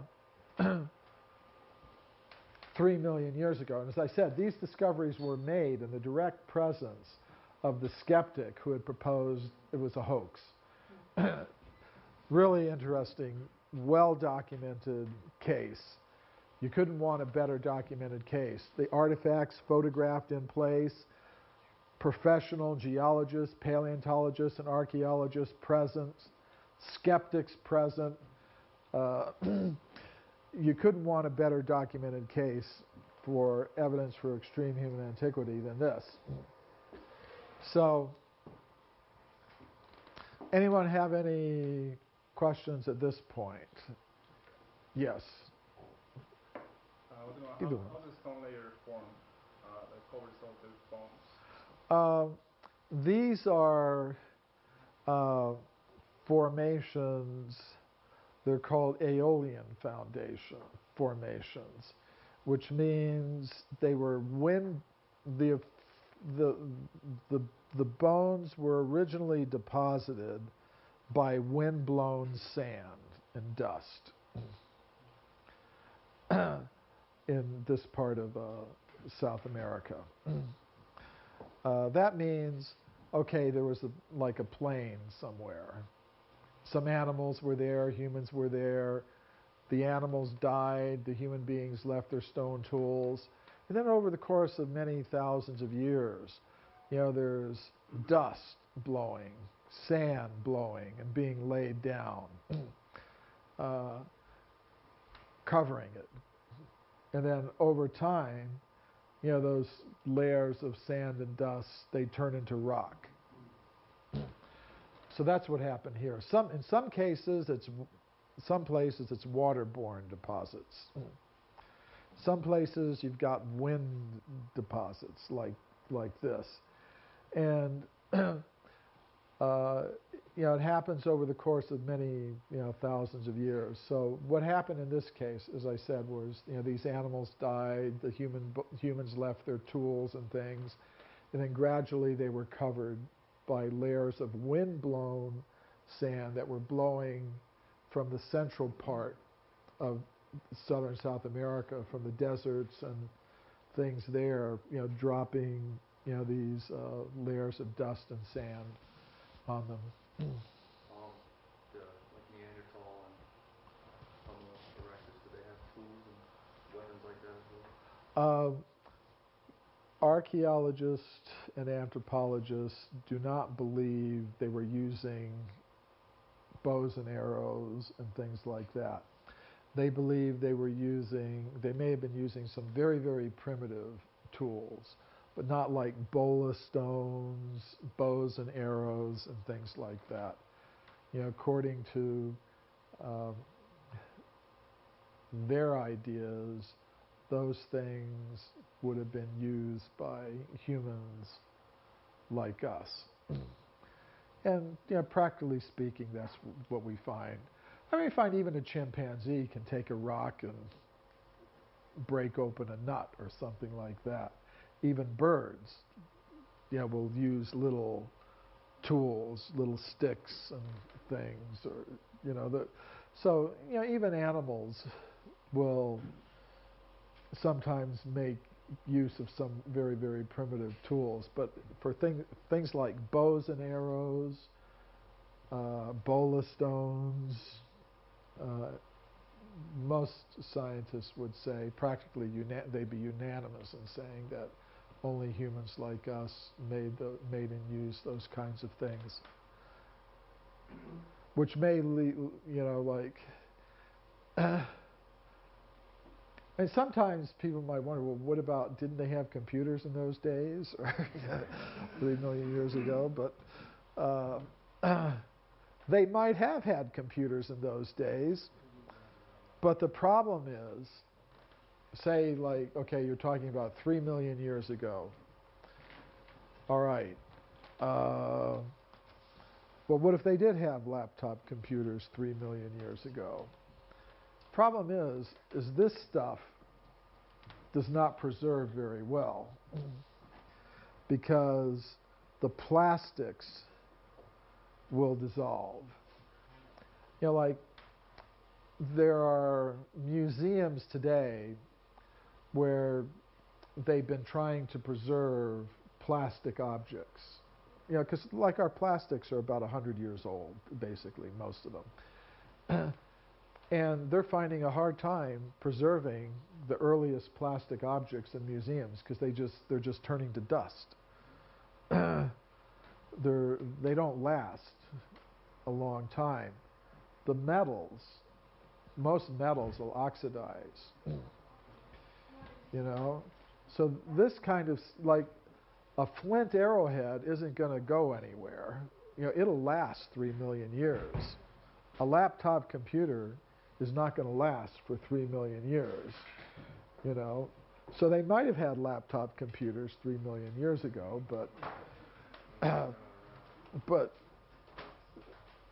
so it's not that I'm saying that millions of years ago there were only primitive people using stone tools and stone weapons. It's just the unfortunate fact that the kind of stuff that we consider high tech doesn't preserve very well over many, many millions of years. There have been some documentaries recently connected with the environmental crisis, and they're based on this idea.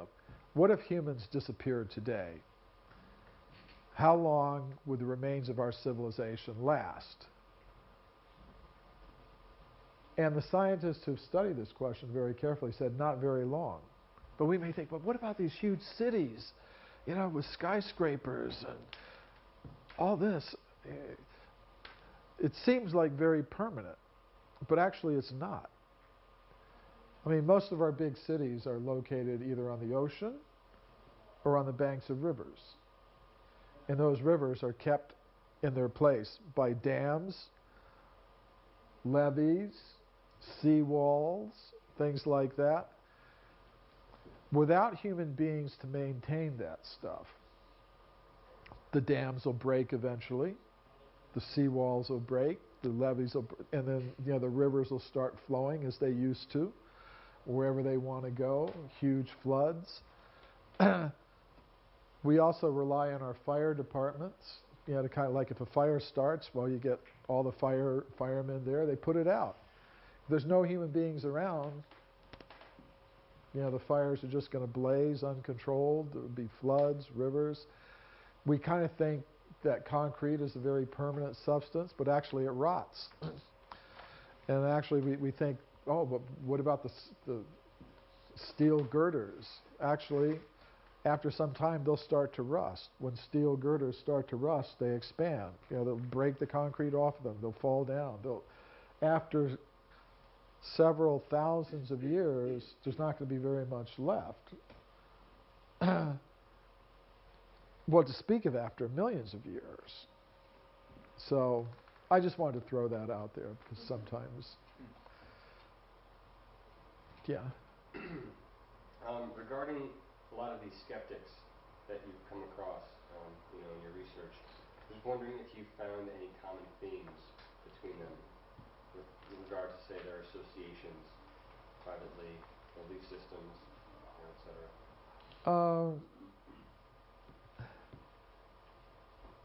Yes, I do seem to see some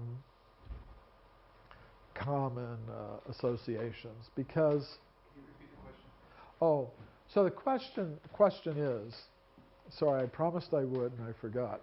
Thanks for reminding me. The question is, when I'm looking at the critics and the skeptics that I encounter in my work, do I notice among them any sorts of common themes or associations? And yes, I do note some kind of common themes and associations. Basically, what I'm doing is I'm presenting evidence that contradicts the current theories of human origins. And that means, really, we need to start looking for alternatives. And the alternatives generally involve something non-material. The idea that there is some kind of designer and controller of the universe, that there are powers that go beyond, strictly material forces and things like that. When you start getting into the alternatives, that's what you get into. There's intelligent design, there's creationism, there's the different ancient wisdom traditions, there's subtle powers and things like that. Those are the kinds of things you get into when you get beyond the stones and bones, so to speak. And I think there are a lot of people that in this world who don't want to see things go in that direction. They would rather see things where everybody's sort of working happily, doing their jobs, paying their taxes, consuming, not getting interested in all this other stuff that might distract them from the important business of producing and consuming more and more material things so that governments can collect the tax money, big corporations can collect the profits, scientists can collect their share. So I think there are a lot of forces in the world that just want to keep things in place. The status quo from which a lot of people have learned to profit. And the way they do that is by, keeping people pretty much focused on material production and consumption. And there's a whole system worked out for that, so that if it's even slightly disturbed, then all the governments, everybody gets in a big tizzy. How can we put things back in shape? Because otherwise, if you let people start just doing whatever they want, they're not going to be doing the things that are keeping the political, economic, social, cultural institutions in place. So yeah, I think that's sort of a common theme that I notice. But there's a huge amount that could be said about that, but that's one thing that I notice. Okay. So we'll go on a little bit further back in time now. In 1979, Mary Leakey, who was a very prominent archaeologist, discovered some footprints at a place called Laetoli in the country of Tanzania in East Africa. And in her original report,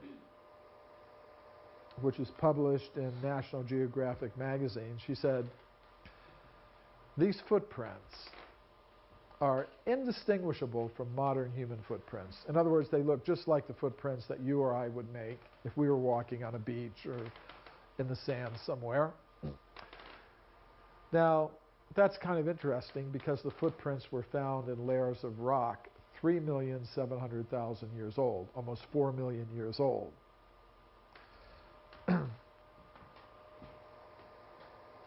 And other scientists also agreed with Mary Leakey. You know, there's a very famous paleontologist called Tim White. He said, make no mistake about it, they are like modern human footprints. And he said this, and he's quoted in this book, you know, Lucy, which is about a famous ape woman. Lucy, an Australopithecus afarensis. So practically everyone who's looked, every scientist who's looked at these footprints has said they are like modern human footprints, exactly. But now neither Mary Leakey nor Tim White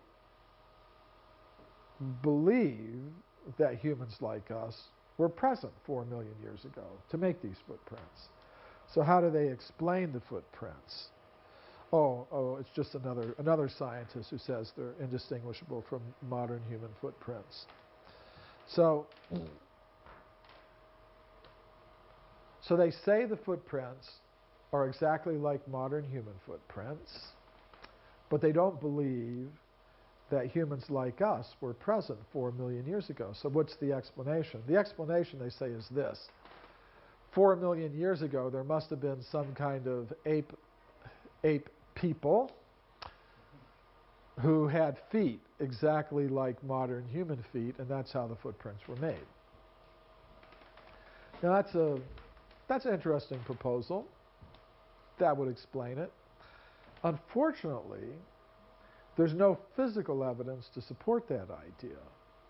You know, we have the skeletons of the ape people who lived at that time, 4 million years ago. They're called Australopithecus. And the foot structure of Australopithecus is not like that of a modern human being. It's very ape-like.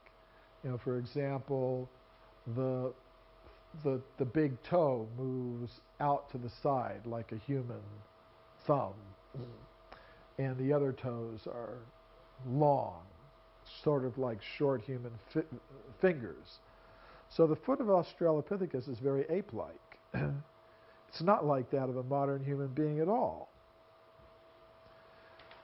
Actually, the only creature known to science today that has a foot exactly like that of a modern human being is a human being like us. Now, maybe in the future, okay, maybe somebody will find some ape person that has a foot exactly like a modern human foot, but that has not happened up to this moment in time. The only creature known to science that has a foot just like that of a modern human being is a human being like us. So what did Mary Leakey actually find? I would say she found evidence that humans like us were present 4 million years ago. Now somebody might say, okay, yeah, footprints 4 million years ago, but wouldn't it be better if you had human skeletons 4 million years old? That would help your case. And such things do exist. In the 19th century, the Italian geologist Giuseppe Ragazzoni found several human skeletons in layers of rock 4 million years old at a place called Castanedolo in northern Italy. And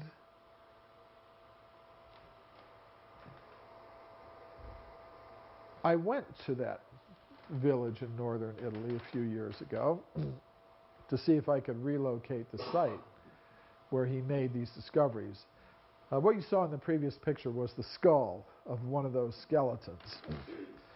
So in the village, I met this man, this elderly gentleman, and I gave him a copy of the Italian edition of my book, Forbidden Archaeology, and he gave me, in exchange, a copy of a very rare, out-of-print geological report about these discoveries that were made at Castanedolo. And in this report, there's an exact description of the location where the excavation was made, and from that information we were able to relocate the place, which would be in this area here. So this is part of my work. I try to not only look at the reports, but actually visit the sites, see if I can relocate them, with the idea that that information may help others who could do more research there, reopen the excavations and things like that. So, again, there are skeptics. And they'll say, look, this is very, very easy to explain. There's nothing mysterious about it at all. Maybe a few thousand years ago, somebody died up here. Then his friends dug a grave and put the body down here. And, that's why you think you have found some human skeleton in some very ancient layer of rock. It's very simple.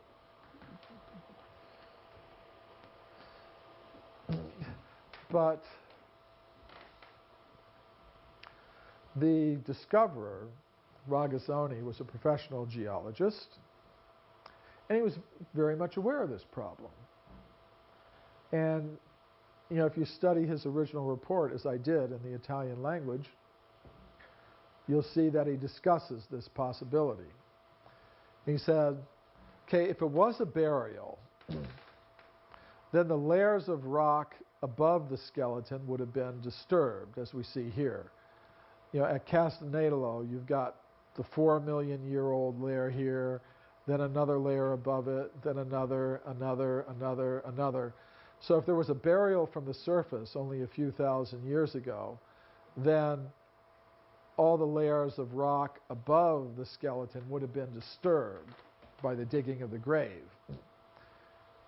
And he said, I looked very carefully, when I was doing my work, and I could see that all the layers of rock above the skeleton were intact, undisturbed, which means the skeleton really did belong in the place in which it was found, in this case, about 4 million years old.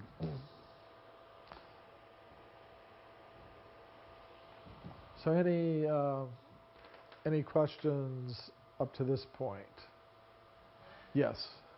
Actually, with the Mary Leakey footprint, Yeah. if that corresponded with the picture that you showed, how does that work out? If it was if the picture, everything looked not disturbed around it, but there was a footprint. So I'm just wondering how that footprint was found with the rest of the soil not disturbed. Okay. So the question is, what was the geological situation of the Mary Leakey footprints? They were found in solidified volcanic ash. In other words, what had happened there was a volcano that erupted. sent up a huge plume of ash, and the ash started coming down. And we see this happens in the world today. It happens in many parts of the world. So these persons, they were walking through the ash, and they were leaving their footprints in the ash. So then later, the ash was in a soft kind of condition. Maybe it was like raining a little bit, so it was like a little mud, volcanic ash mud. So whoever was there that left the footprints was walking through this volcanic ash. And then later, what happened is that the mud solidified, turned into stone. And then what happened, according to the discoverers, is like a river washed over the area and left some mud in the footprints. And then more layers of mud were deposited, and gradually that, over the course of hundreds of thousands of years, turned into kind of sandstone or mudstone. Then later, more river waters washed over and started washing away those deposits. Now the mud that had infilled the volcanic ash layers was softer than the solidified volcanic ash, so that when the new erosion took place, it kind of washed out the infilling, exposing the footprints. Do you have that picture? Yes. And then the archaeologists and paleontologists came, and they were looking, and they saw the footprints. Now, how they determined the age is because they were volcanic deposits. The volcanic deposits could be dated using a method called the potassium-argon method, which is one of these radiometric methods where they have the mineral potassium turns into a gas called argon. The radioactive isotopes of potassium turn into argon gas, and they can measure this, the ratio between the potassium and the argon, and get some age for the ash. And the age that they got was 3,700,000 years. So that's the story of how the footprints were made, covered over, then they were eroded. The softer material came out first, leaving the footprints exposed. This is, practically speaking, what happens with, in one way or another, this is what happens with all footprint evidence, that it's originally made in some kind of soft mud or something like that. It hardens to a very hard consistency. Then it gets filled in with some softer sediment, and then later, when there's some erosion, the softer sediments come out first, and then you've got the footprints exposed. Anything else? Any other questions? Okay. So I'll go through this one more. What time are we going to do? Is the lunch at noon? We can do it now, actually, if you're at a breaking point. We just got it all set out. When do people want to go to lunch? Whenever? Okay. All right, so let's just do this one more case here, and then we'll ask for some final questions, and then we'll break for lunch, and then at 1 o'clock we'll come back. So now we're going to, I could give you more cases, 4 million years, 5 million years, but we're going to jump a little further back in time. We're going to go fast backward. So this is Carlos Ribeiro, who was the head government geologist of the country of Portugal in the latter part of the 19th century. And he discovered hundreds of human artifacts in his country of Portugal. And he found them in layers of rock that belonged to the early Miocene period, which means they'd be about 20 million years old. And as a professional geologist, he said, they cannot have come down from any higher, more recent level. They really belong in the layers of rock that are 20 million years old. And modern geologists who have studied the geology of Portugal agree that those layers of rock in which these things were found, they still consider them to be about 20 million years old. So Ribeiro displayed the artifacts in these cases here in the Museum of Geology in Lisbon. But if you go to the museum today, you will not see the artifacts here anymore. Today they're kept locked in these cabinets here. And if you were just an ordinary person, you wouldn't even suspect they were there. But a rascal like me, you know, I had done the research. You know, I knew that they were somewhere in the museum. So I went to the museum, and I spoke to the director of the museum. I was doing research for a report on these discoveries that I was going to present to a meeting of the European Association of Archaeologists.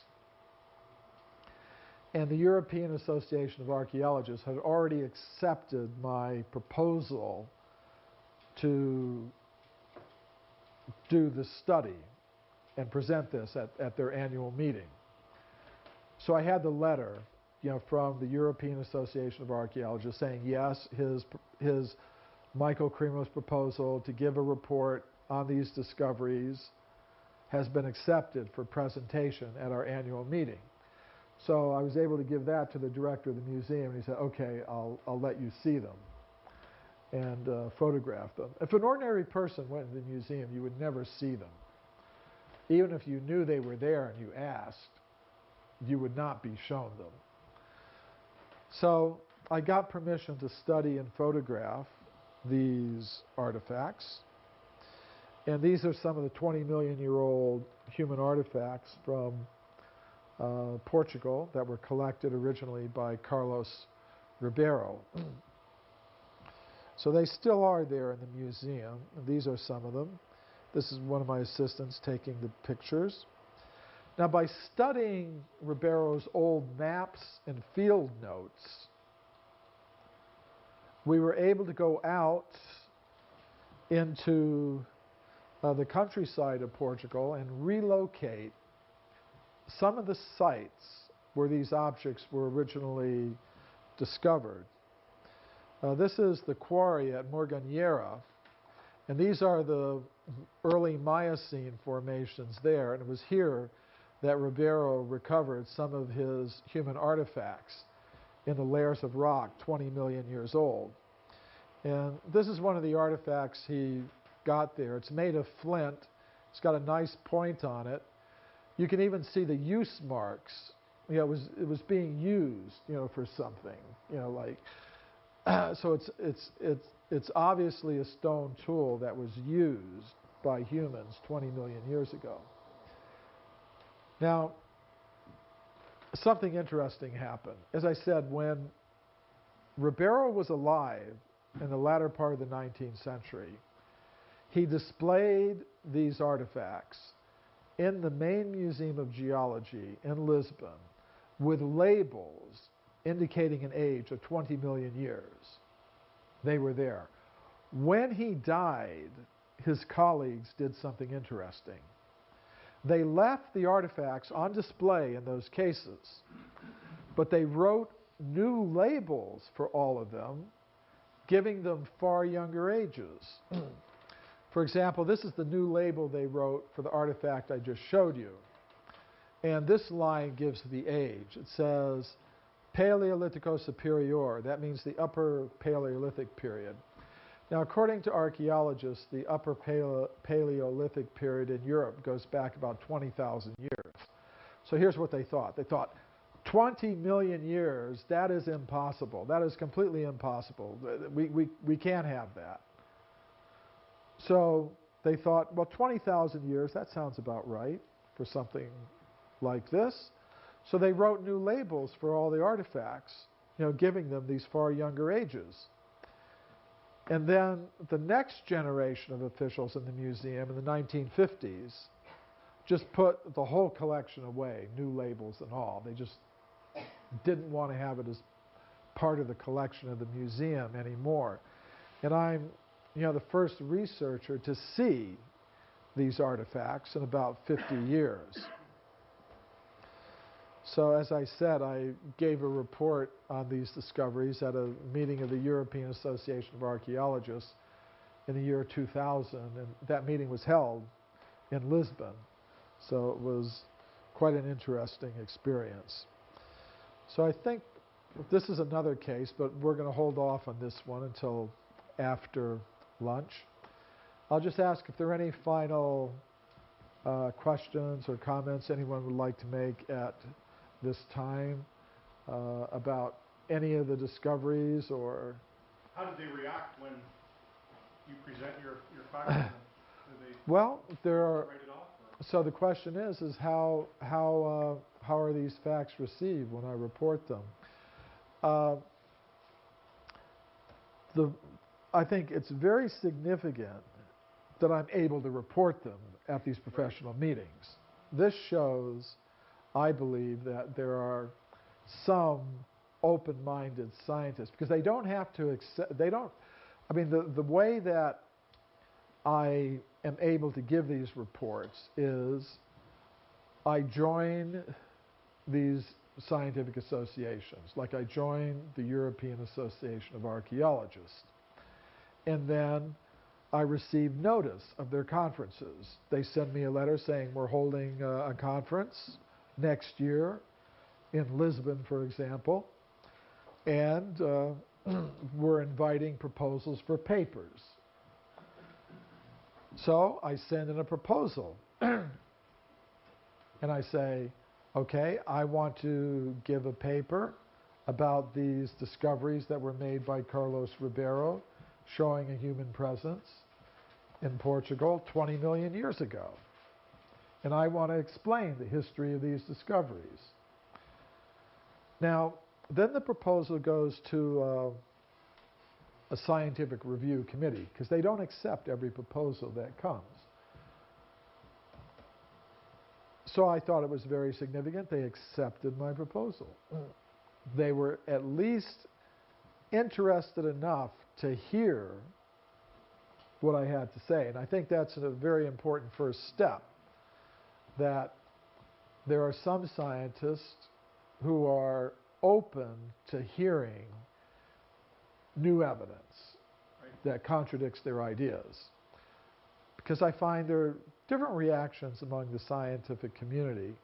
There's one group that are very much opposed to what I have to say. They don't want to hear what I have to say. They don't want anyone else to hear it. They're kind of like a minority, but a very kind of influential minority. But then there's this bigger group of scientists who may accept the current theories, but at least they're open-minded enough to consider, well, maybe we're wrong. Maybe there's some, there's some evidence that contradicts our theories, and we should think about it. Then there's the kind of scientists who actually agree with me, and very often they've been victims of this knowledge filtering process. For example, like Virginia Steen McIntyre, for example. Right. So, and I think this is, so there are different reactions, because the scientific world is not all monolithic. They're not all the same. Yes, there are these skeptics and people who are very closed-minded and who don't want to listen to any alternatives. In some cases, they even try to stop my lectures at universities. My books have been translated into 20 languages, for example, one of the languages is Russian. So I was speaking at some Russian universities. In one university, some professors from, they had invited me to come and speak. But at the last minute, the president of the university canceled the lecture. So the professors went to him and said, why did you do? He'd been pressured, by some of this first group that I was talking about, the extreme skeptics and who don't want to hear me, don't want anybody else to hear me. And so the professors went to him and said, why are you doing this? We should have academic freedom here. We should. And he said, no, he's not going to speak here. So then these professors went to the local branch of the Russian Academy of Sciences, which is actually a little bit higher in the hierarchy, in the scientific world. And they explained the situation to the director. And he said, Mr. Cremo could speak here. And nobody's going to put any pressure on me. He'll speak here. So the lecture was arranged for me to speak at the local branch of the Russian Academy of Sciences, which is a very prestigious organization. And they arranged for buses to take students and professors from the university to come to the lecture off the campus. So, and actually the professors told me more people came to the lecture than would have come if it had been held at the university itself. Because he said everybody in the university was talking. Who is this guy? Why are they banning him? What has he got to say? So it sort of backfired on them. So this was a couple of years ago. I went back to the same university last fall, and I was invited to speak at the biology department there, and they didn't try to cancel the lecture. I guess they learned their lesson. So better to just let me speak. Must have been the same time as our conference last year. So you were double booked or whatever, and you were over in Russia. That's right. Yeah, I think I was last fall. Yeah, October, November, December, I was in Russia. So this is what I find is, yes, there are, there's this group that's very much opposed. There's a small group that is very much in favor, kind of like the victims of the knowledge filtering process. But then there are these scientists who are kind of in the middle who support the current theories because as far as they know, that's the best science is able to do, but they're open-minded enough to hear what I have to say. So that's kind of the experience that I had in Lisbon, and I very often am invited to present papers at these big international conferences on archaeology and anthropology.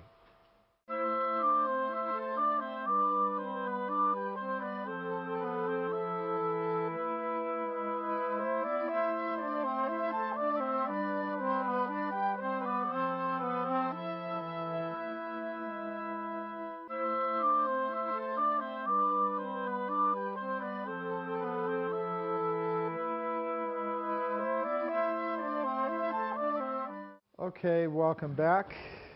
Hope you had a nice lunch. So we were at about 20 million years. So we're going to go back a little bit further in time. This is the Belgian geologist Routot.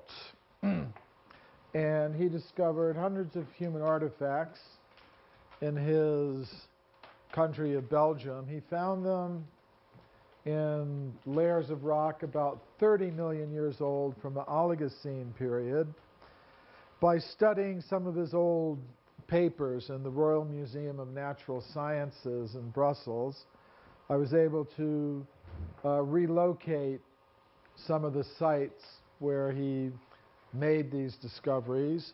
This is the quarry at Boncel in Belgium, where Routot made some of his discoveries in the early 20th century. He discovered human artifacts in the bottom layers of this quarry in Oligocene formation. So the Oligocene period goes back over 30 million years. His artifacts are still in the collection of the Royal Museum of Natural Sciences in Brussels. Of course, if you went to the museum, you would never see them. This is my assistant taking some photographs. This is an archaeology student in Europe who helps me out with my work there. She's taking photographs of some of the artifacts. It's sort of interesting what happened when Routot was alive. He displayed the artifacts in this museum, the Royal Museum of Natural Sciences in Brussels, with labels indicating an age of 30 million years. Now, after he died, his colleagues in the museum decided, well, we can't have this in our museum. So they removed the collection from display, and they destroyed a lot of the original documentation that went along with the collection. But the artifacts themselves are still there in the museum collection. As I said, they're not shown to the public. You wouldn't even know they were there if you went yourself. You would have to be someone like me that has dug into the history and knows a little bit about these things. So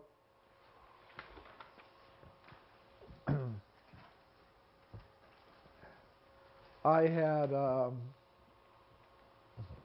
gotten permission from an international congress on the history of science to present a paper about these discoveries.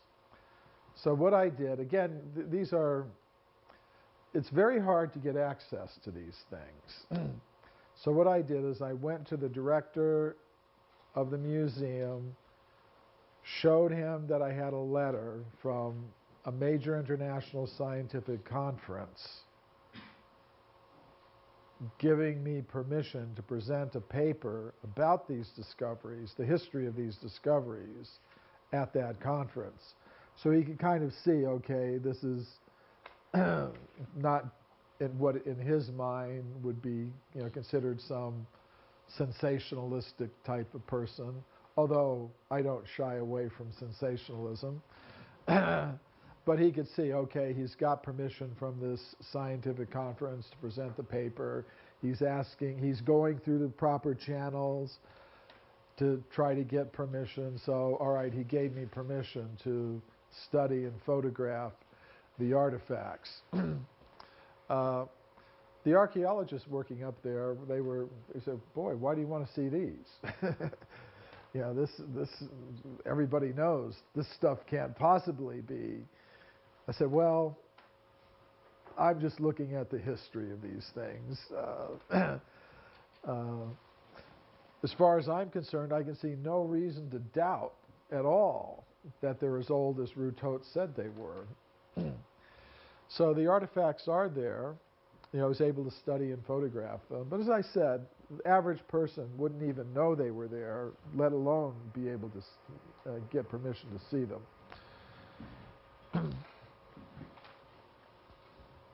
Now, a case I've always found extremely fascinating is the California gold mine discoveries. Now, in the gold rush days, gold was discovered in California. Miners from around the world came there to get the gold.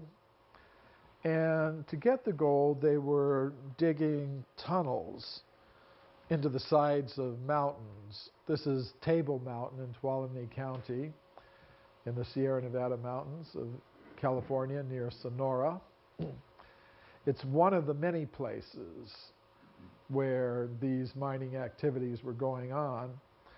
And deep inside the tunnels in the solid rock, the miners found human bones and human artifacts. For example, they found many of these stone mortars and pestles there. Now, according to archaeologists, these are the kinds of things that would not have been made by any kind of ape man. They're considered to be very advanced stone tools. of the kind made only by humans, and they figure normally they would say they would be less than 10,000 years old. But these human bones and human artifacts were found in some very ancient layers. This particular one, for example, there's a stone hatchet that a man named James Carvin found at Table Mountain. Said the above relic was found about 60 to 75 feet from the surface in gravel under the basalt, about 300 feet from the mouth of the tunnel. There were also some mortars found at about the same time and place. There are many reports like this of the miners finding these things. Llewellyn Pierce on a stone mortar found in the Boston Tunnel Company mine. It's described as dug up by me about the year 1862 under Table Mountain in gravel at a depth of about 200 feet from the surface under the basalt, which was over 60 feet deep and about 1,800 feet in from the mouth of the tunnel. In other words, like a tunnel was drilled into the side of this mountain. He went 1,800 feet inside the tunnel.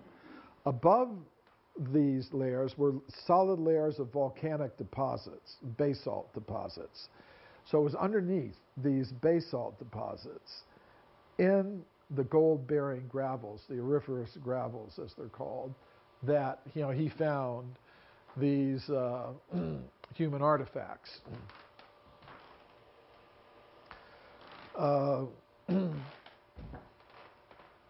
They also found, as I said, human bones. This is one of the pieces of a skull that was found in these gold mines is now in the collection of the Museum of the Natural History Society of Boston. It's a skull fragment, anatomically modern human skull fragment that came from a shaft in Table Mountain, 180 feet below the surface in gold drift, overlying strata of basaltic compactness and hardness, found July 1857. In other words, this is another case where they went in, mine, in the solid rock, they find a human bone, and above it is hundreds of feet of solid lava.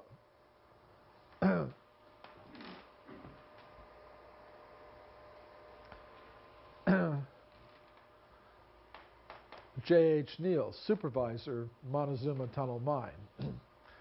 At a distance of between 1,400 and 1,500 feet from the mouth of the tunnel, or between 200 and 300 feet below the edge of the solid lava, Mr. Neal found a small mortar. He also found a large, well-formed pestle. That's this mortar and pestle here.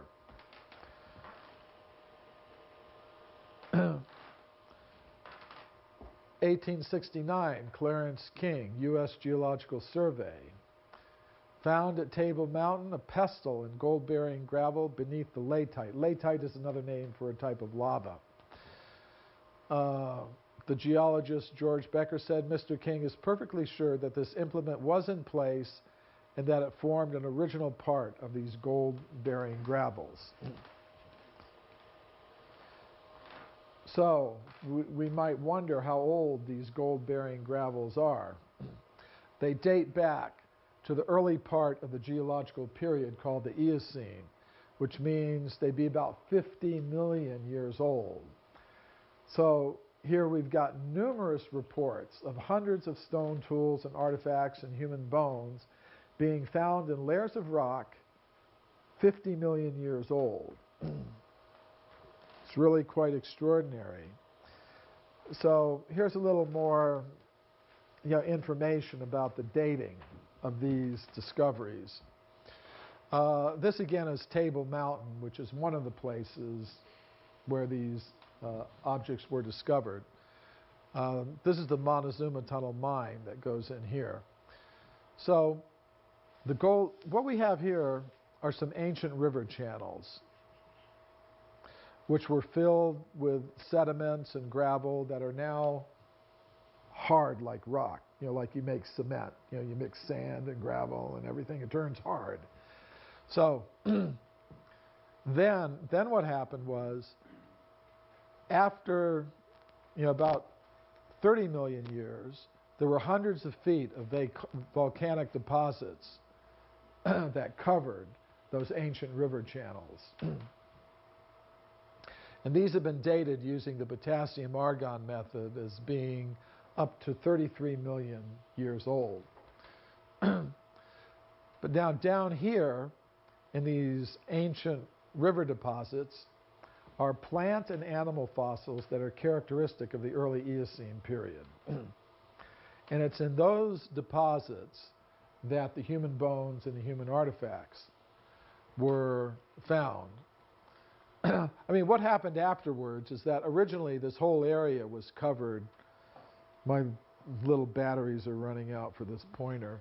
But this whole area on top was covered with solid lava. And then on either side, there were rivers that started to flow later and cut these little canyons down on the side, so that you wind up with like a mesa sort of thing.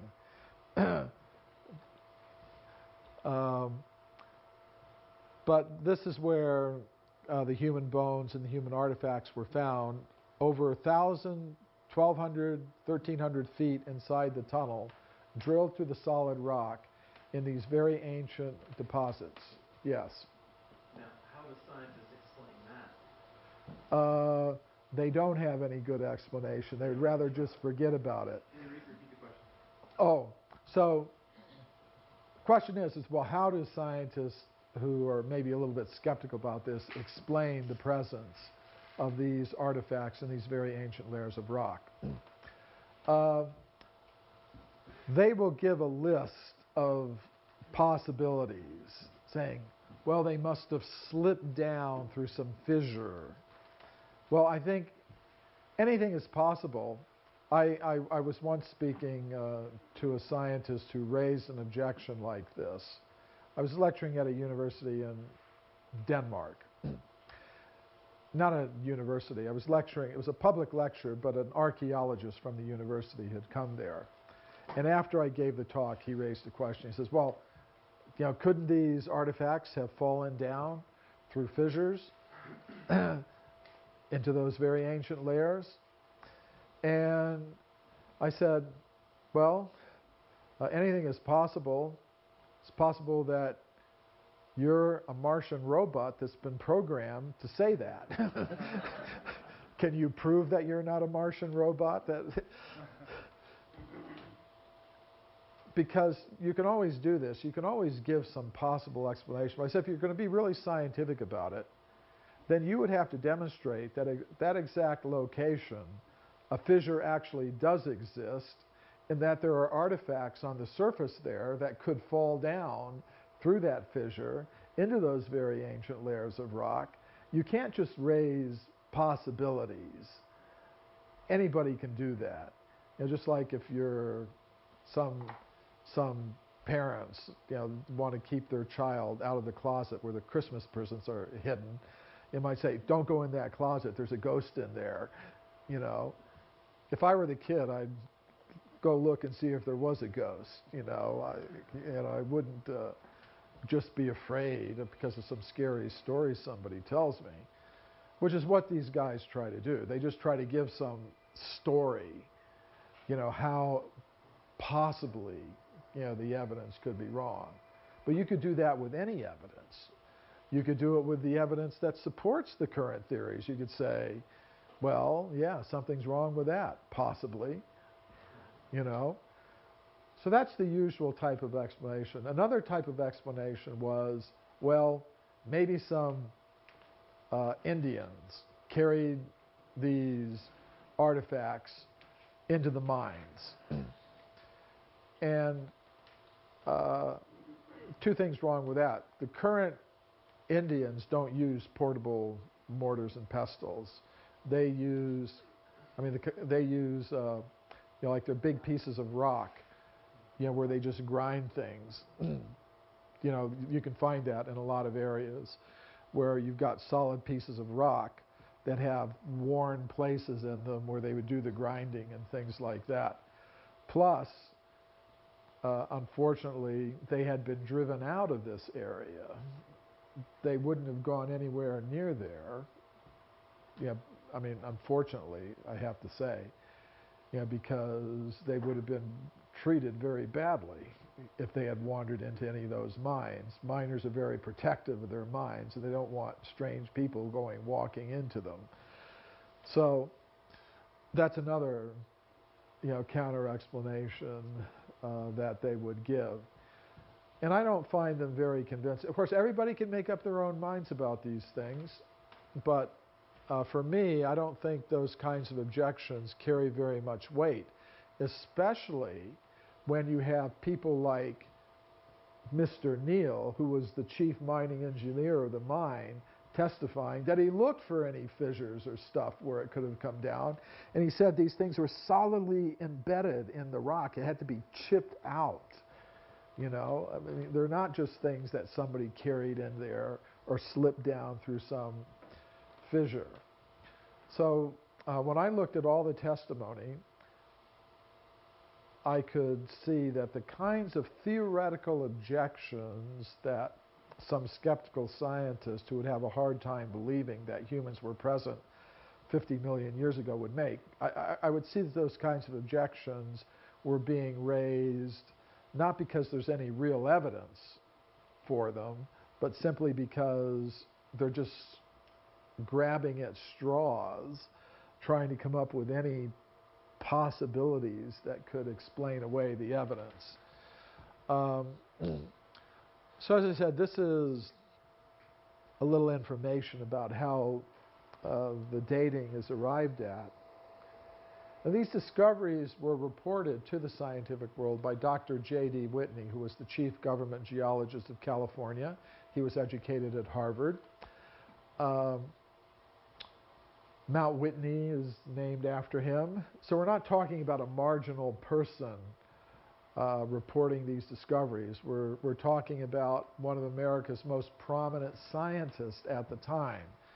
And his report about these discoveries was published by Harvard University in an official scientific publication. It's very good evidence, I think, but we don't hear very much about these discoveries today through the official channels because of the process of knowledge filtration that I mentioned. And this is the scientist most responsible for the knowledge filtering in this particular case. This is Dr. William Holmes, who was an anthropologist working at the Smithsonian Institution.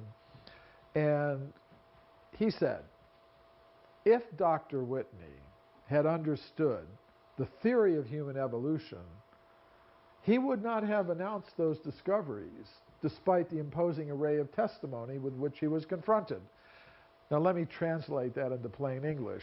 If the facts don't fit the theory, the facts have to be put aside and forgotten. And that's exactly what happened. But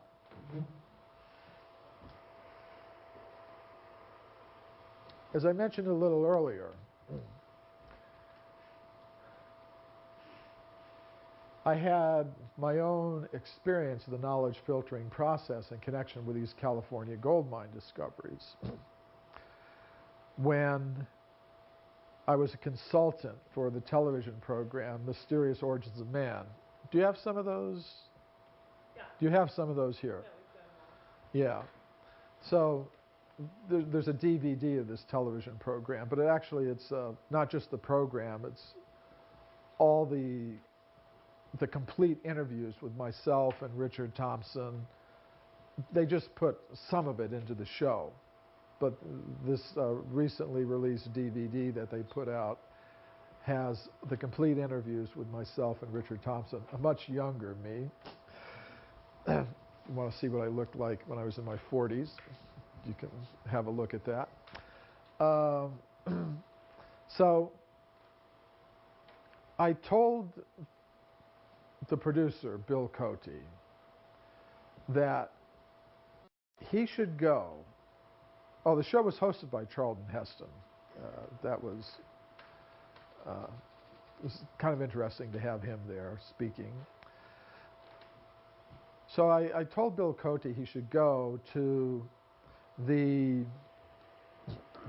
Museum of Anthropology at the University of California at Berkeley, because I knew that some of the artifacts from the California gold mines are still in the collection of that museum. So he went there, and the museum officials gave him all kinds of excuses. First thing they said was, well, you're making a television program, you probably have a very tight deadline. We just wouldn't have the time to have our staff go hunting through our collections for these artifacts and bring them out to show you. So Bill Cote told them, no, I've got 6 months, to do the program. Could you please have a look? And then they said, well, we have another problem. This is not the normal work of our staff. We would have to pay them overtime to do it. We have a very small budget, and we just don't have the money to do it. So Bill Cote said, I'll pay the expenses. I'll pay the overtime salaries for the workers. And then they just said, no. You're not going to see them. Now, despite that, we were able to find some photographs of the artifacts that Whitney had taken in the 19th century, so we were able to use those for the show.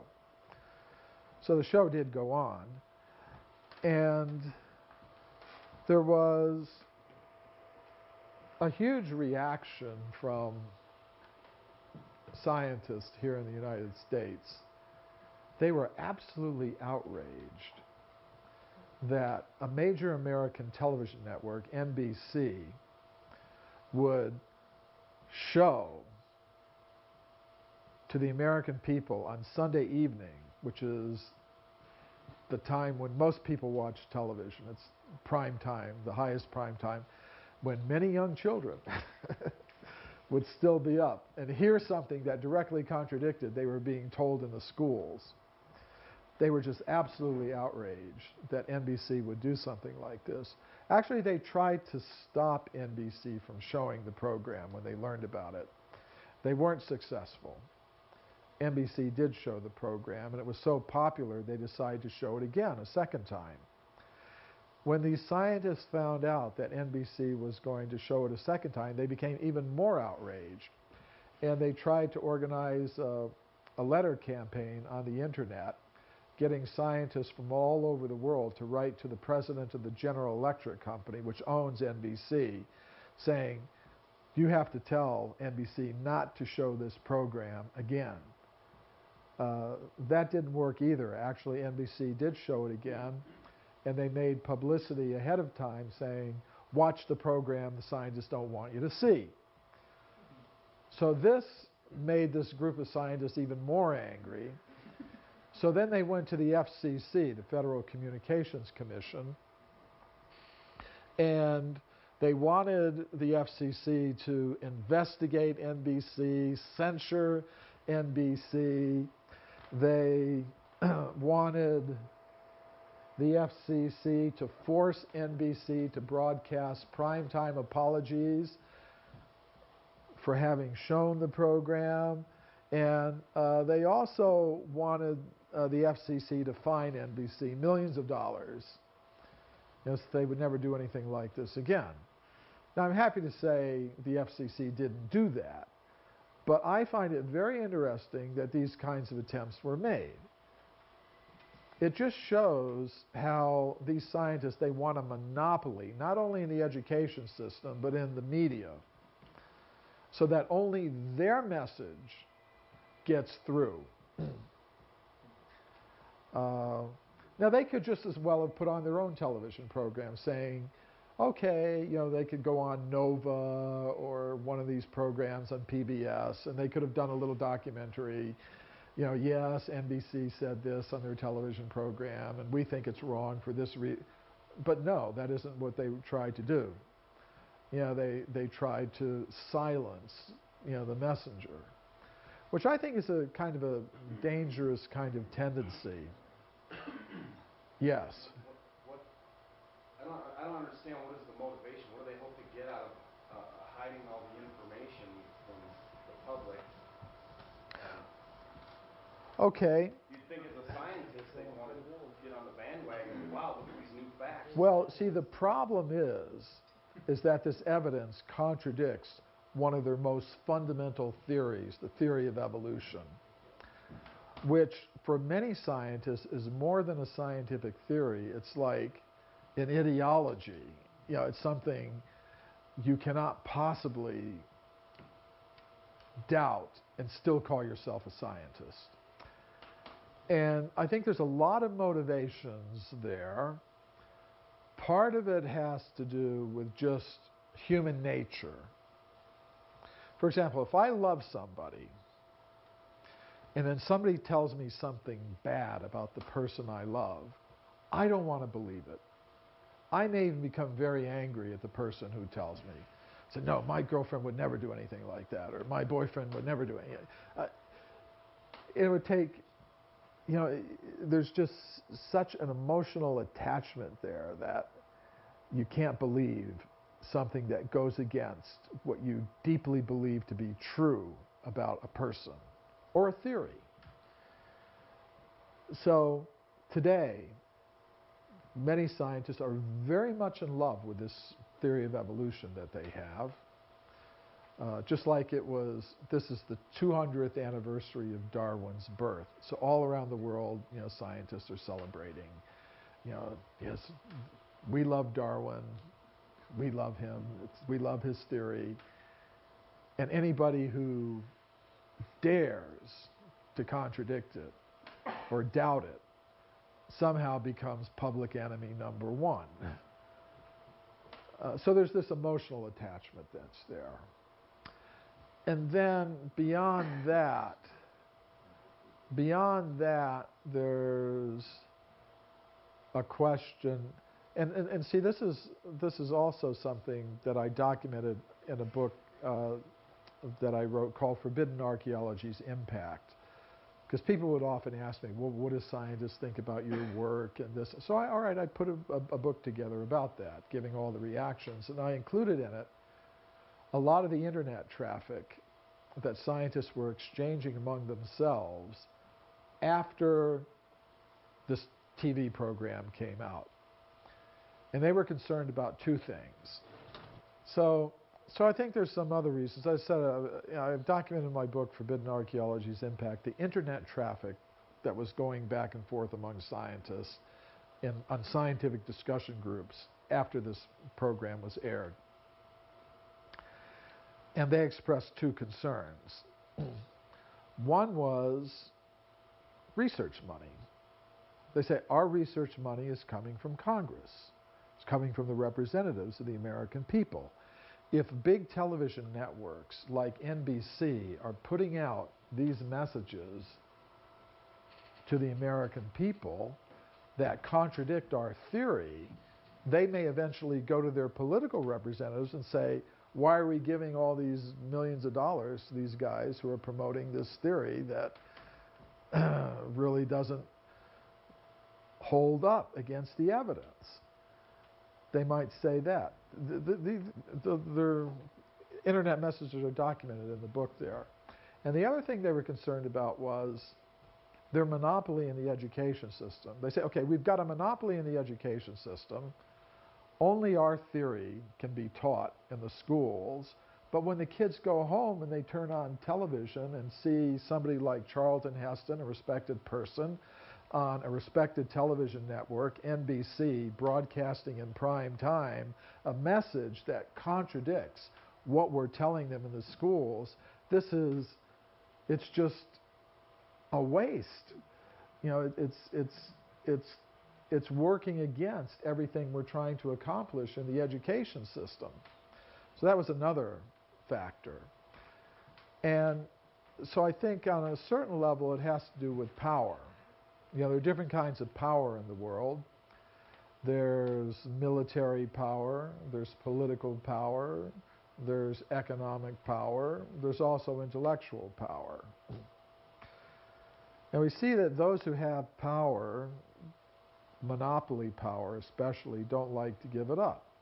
Say if one political party has a monopoly on the political life of a country or city or state, doesn't want to give up its position, perfectly natural.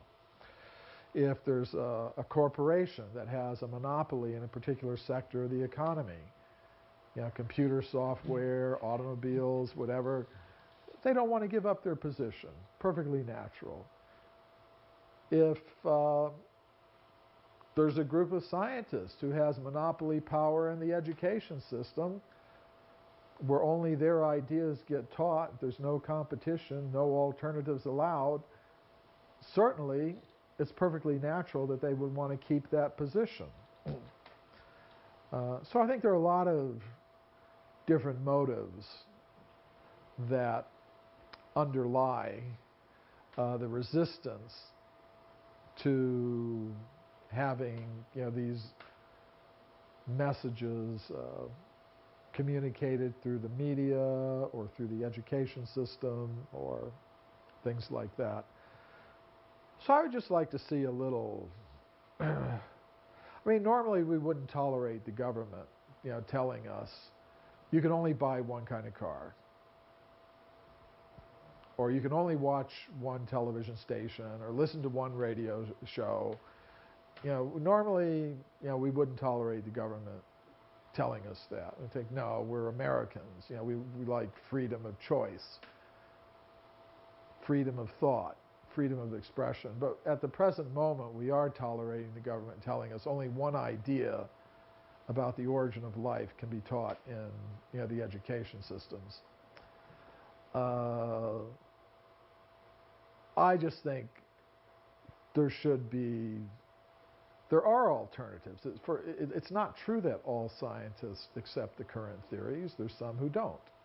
So I just think the alternatives should be represented in the education system. Let people make up their own minds about these things without scientists trying to get the government to punish media who present alternative ideas, or some people in some particular state, they want to get some alternatives in the education system. They come down through the federal courts to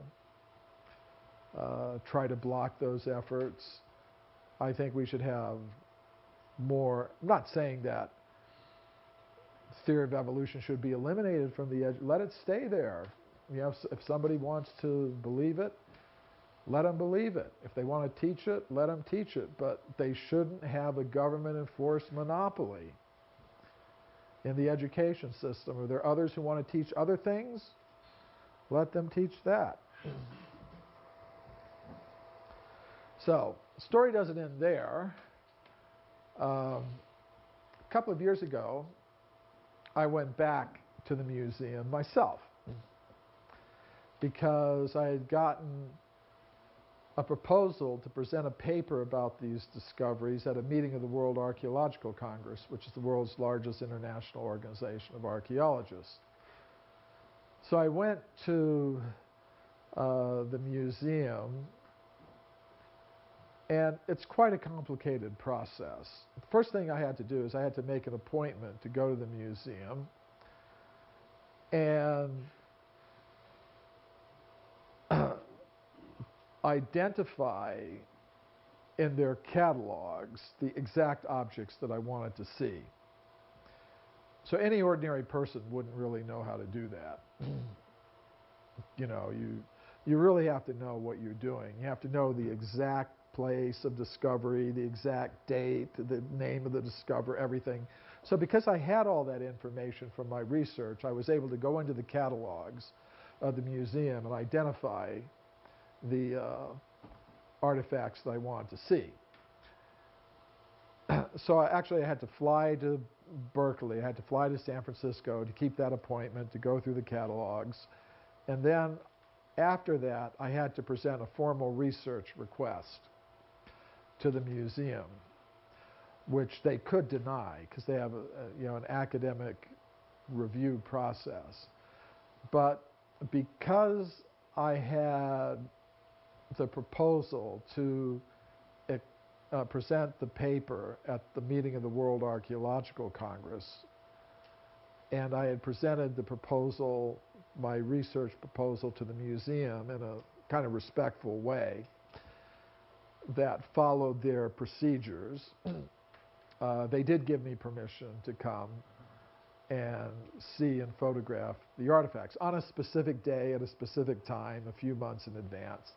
So then I had to show up at the museum at that specific time, and it was taken by, I had a photographer with me, and we were kind of taken by a museum official to the place where these artifacts were kept, which is not in the museum itself, but in a storage facility several miles from the museum. And very high security. You have to have all these swipe cards and things to get through, the different gates and clearances and things like that. And like I said, it's this idea of, like in Raiders of the Lost Ark and other, that there's secret stuff. It's not just Hollywood. There is stuff in there. So I had to be accompanied by a museum official every step of the way, and we were allowed, so I was allowed into that storage facility where these artifacts are kept, and these are some of the 50-million-year-old human artifacts from the California gold mines.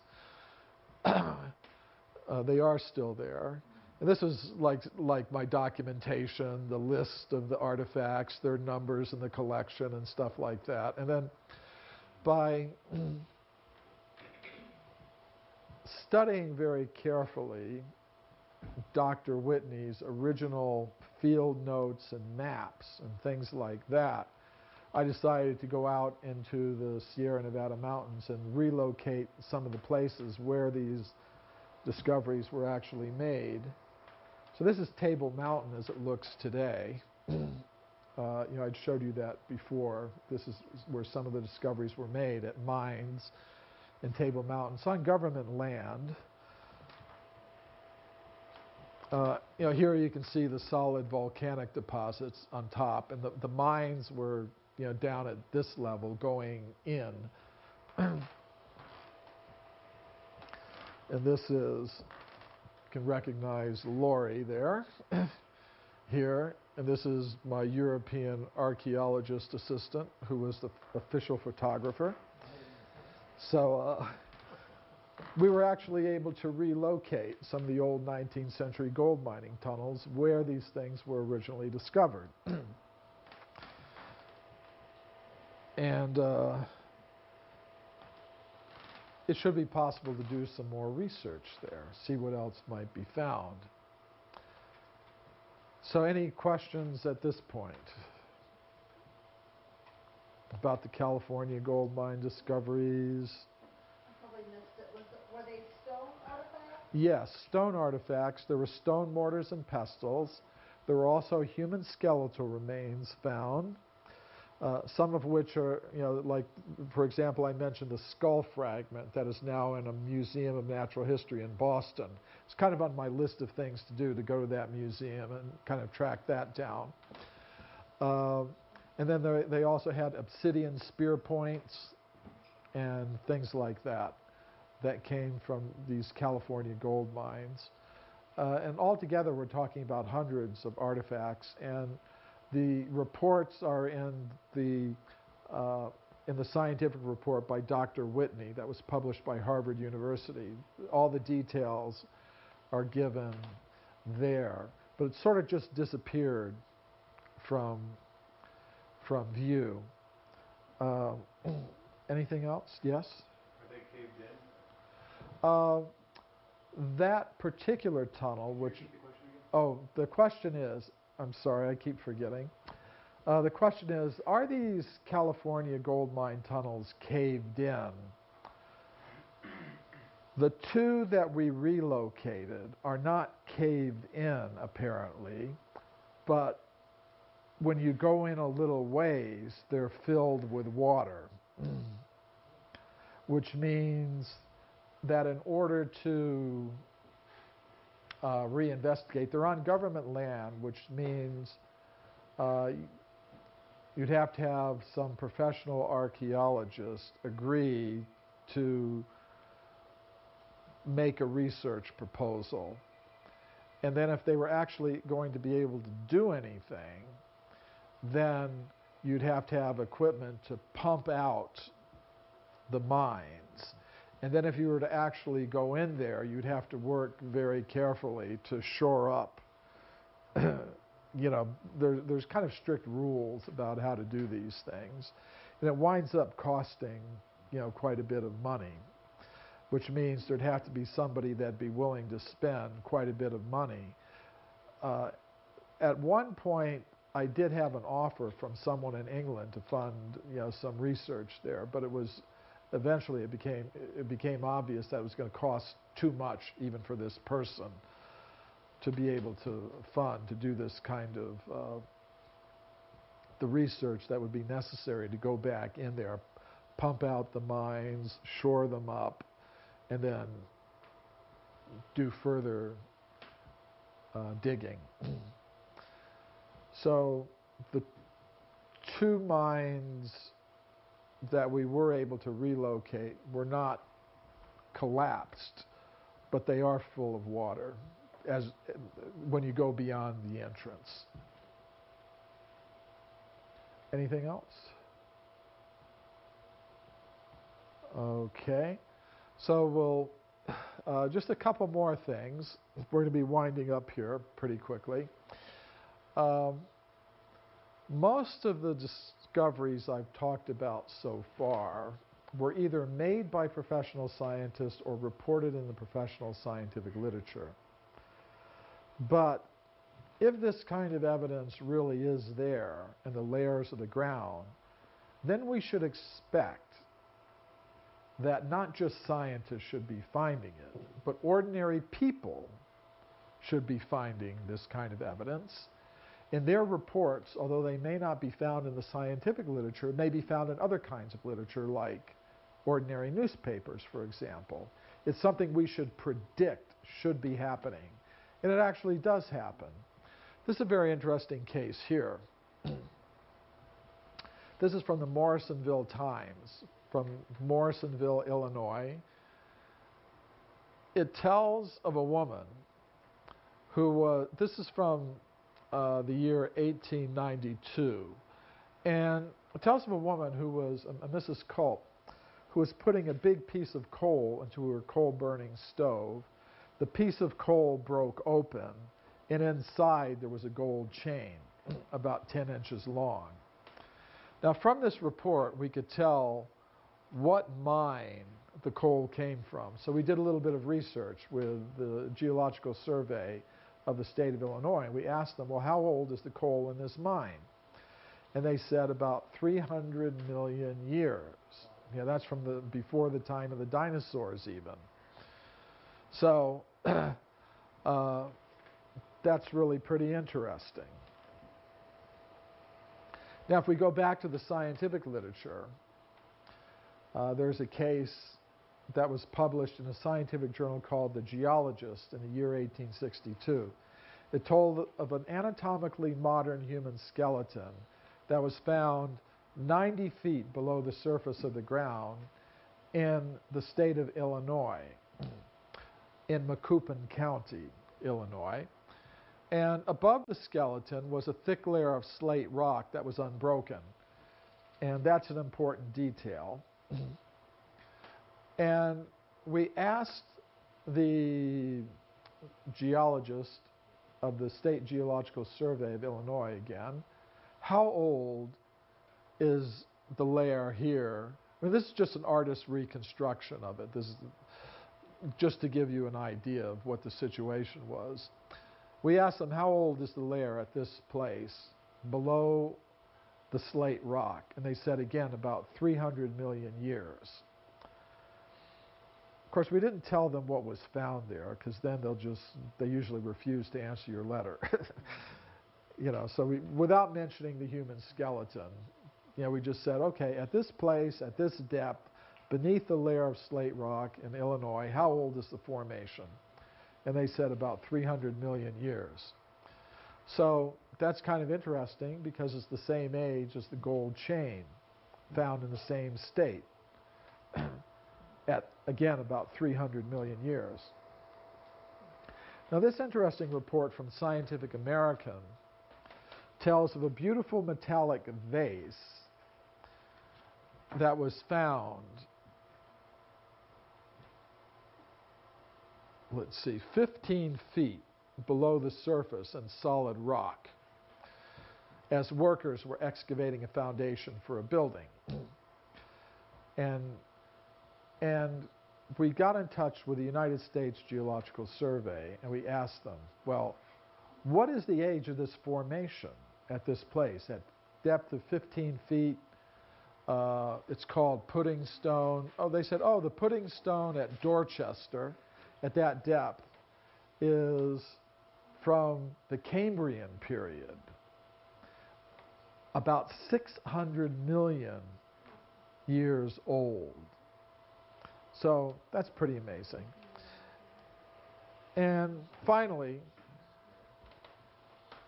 some people ask me about the oldest objects I encountered in my research. They come from South Africa. They're these round metallic objects. I call them metallic because they're made out of a kind of naturally occurring iron ore called hematite. You can buy hematite jewelry, for example. It's considered a semi-precious stone.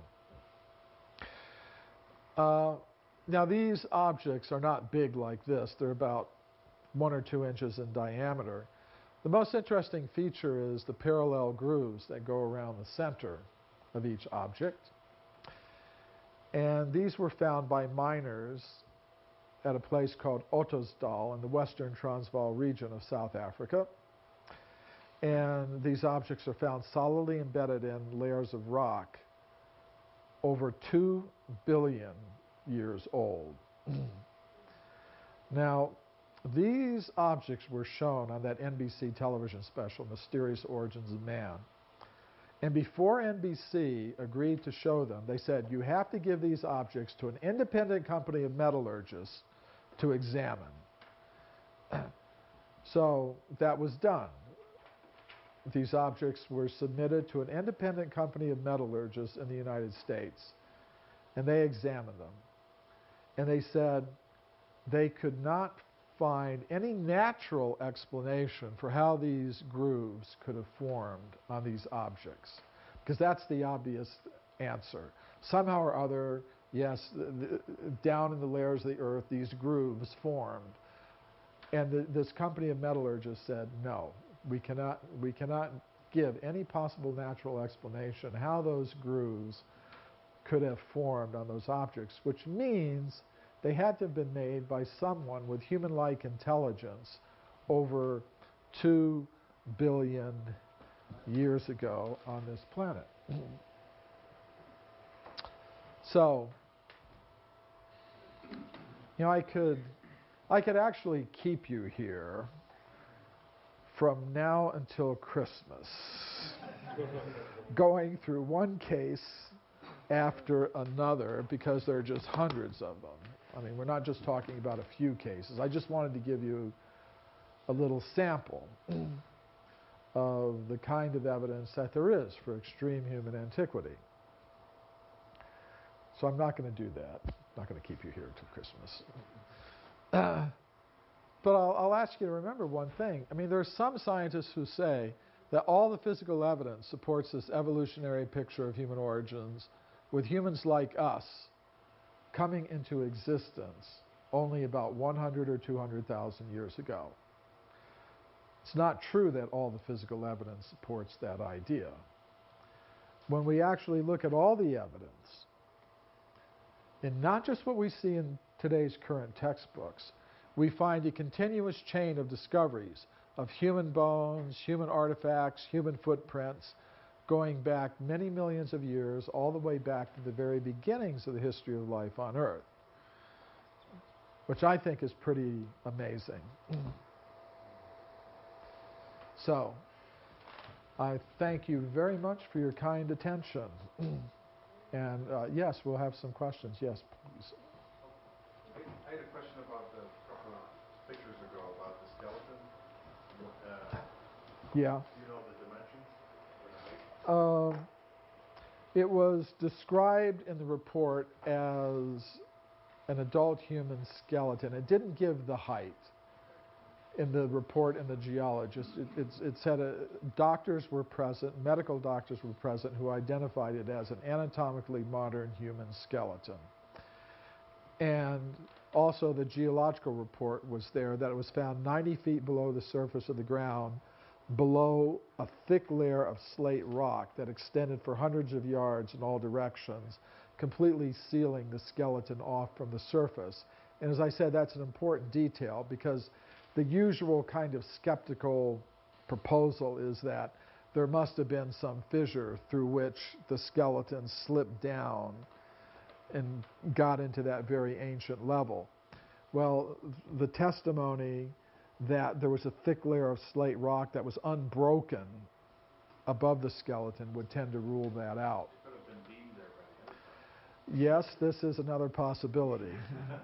But if we want to go that way, then I'd be just as happy to go that way. Yeah. See, one thing I did, I just want to say, I mean, relative to that, in this book, I simply presented the facts as I could, and I didn't ignore the skeptical objections. If there were some skeptical objections that scientists made, I put them in there. So anybody who reads this book can make up their own minds about these discoveries. I mean, in my opinion, they tend to be genuine discoveries, even taking into account the different kinds of objections that could be made. But then it becomes a question, well, how do you explain them? Again, I wanted to leave that up to the readers. Because some people have tried to explain this evidence in terms of time travelers. That's one possibility people have raised. Some people have proposed new theories of evolution where the humans come from, in far earlier periods of time than the current theory allows. Other people have proposed extraterrestrial visitations and things like that to explain the evidence. There are people like myself who just prefer to think there were ancient human civilizations at that time. But I wanted people to be free to think about these things. I think it's a really healthy thing. I think one thing that's clear is that what we're being told today isn't the real story. What is the real story? Well, let's talk about that. If you really think they were beamed down there, then great, Yes, sir. How long ago did the one landmass break up into the 7 continents? General theory, and are there alternative theories? Well, this theory, was first proposed in the 1920s, and it wasn't widely accepted, this continental breakup, continental drift theory, because at that time scientists really didn't have a mechanism to explain how it could happen. Some scientists now propose they do have a mechanism. They say in the crust of the Earth, there are convection currents that kind of go like this, and there's these thermal convection currents that push things apart and move them around and things like that.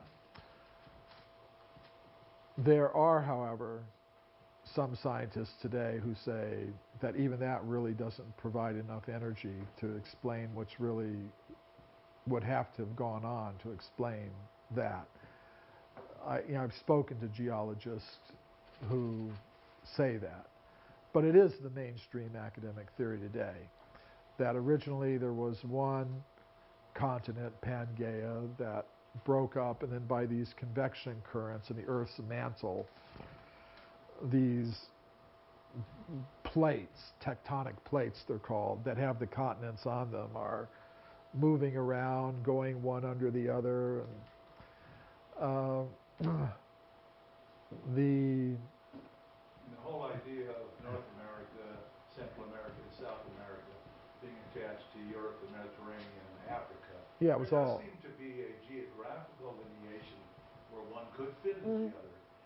But my question really has to do with how long ago is the general theory that happened? I'm not exactly sure. Oh, it would be a long time since. I mean, you'd have to go back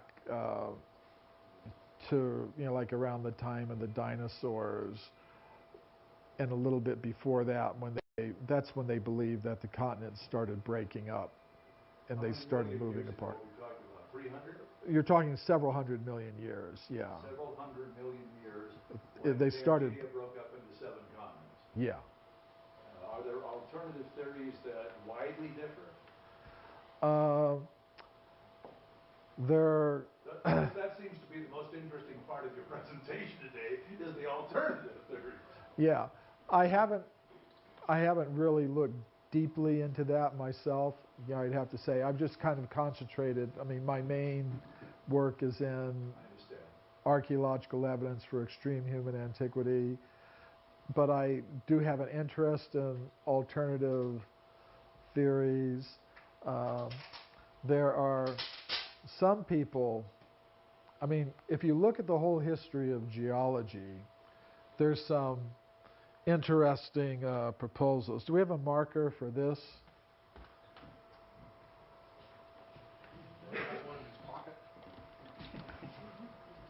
We have a nice thing here.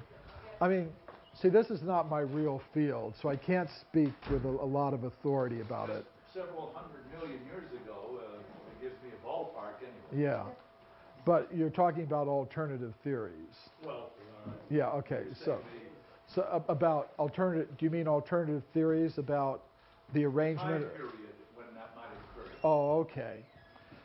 There are, no, I think they're pretty much agreed. About 300 million years ago is what? Hundreds of millions. I can't say. It might be 6, 7, something like that.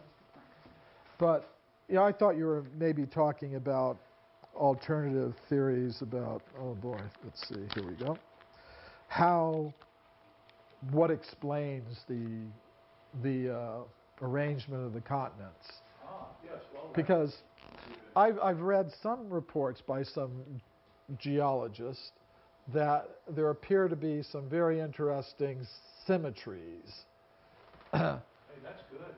This is like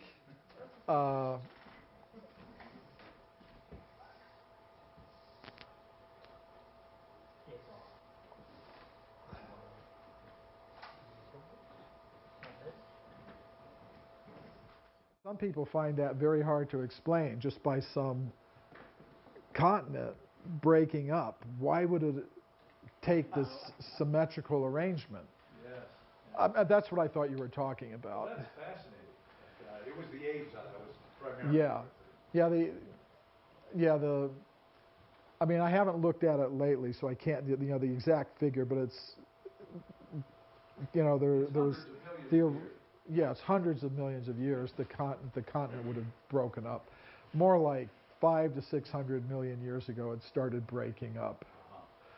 But again, like I said, I can't really bring it right up to mind like I can other. Yeah. Right, thank you. Okay. Yes. So over these long periods of time, you're talking 2 billion years old, 6 million years old, 300 million years old. There seems to be a time when the art was very elaborate, like gold chains and golden metallic vessels. And then you find periods of stone ware and periods like that stacked one on top of each other, or what's the explanation?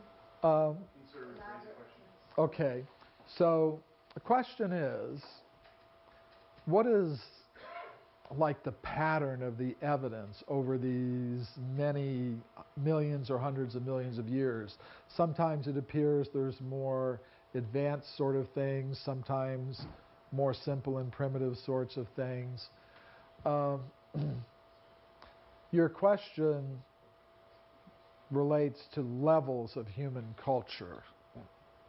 But if we're going to have levels of human culture, I think the first thing we have to establish is that human beings were present, during these vast periods of time. And I regard what I've done as just the beginning of this kind of research. I think I've shown at least humans have been present for these vast periods of time. I think the questions related to their levels of culture over these vast periods of time is something for further research. And I think one thing that I've tried to do in my work is kind of open the minds of a whole new generation of researchers and scholars so that they start trying to do the research that would be necessary to really answer your question.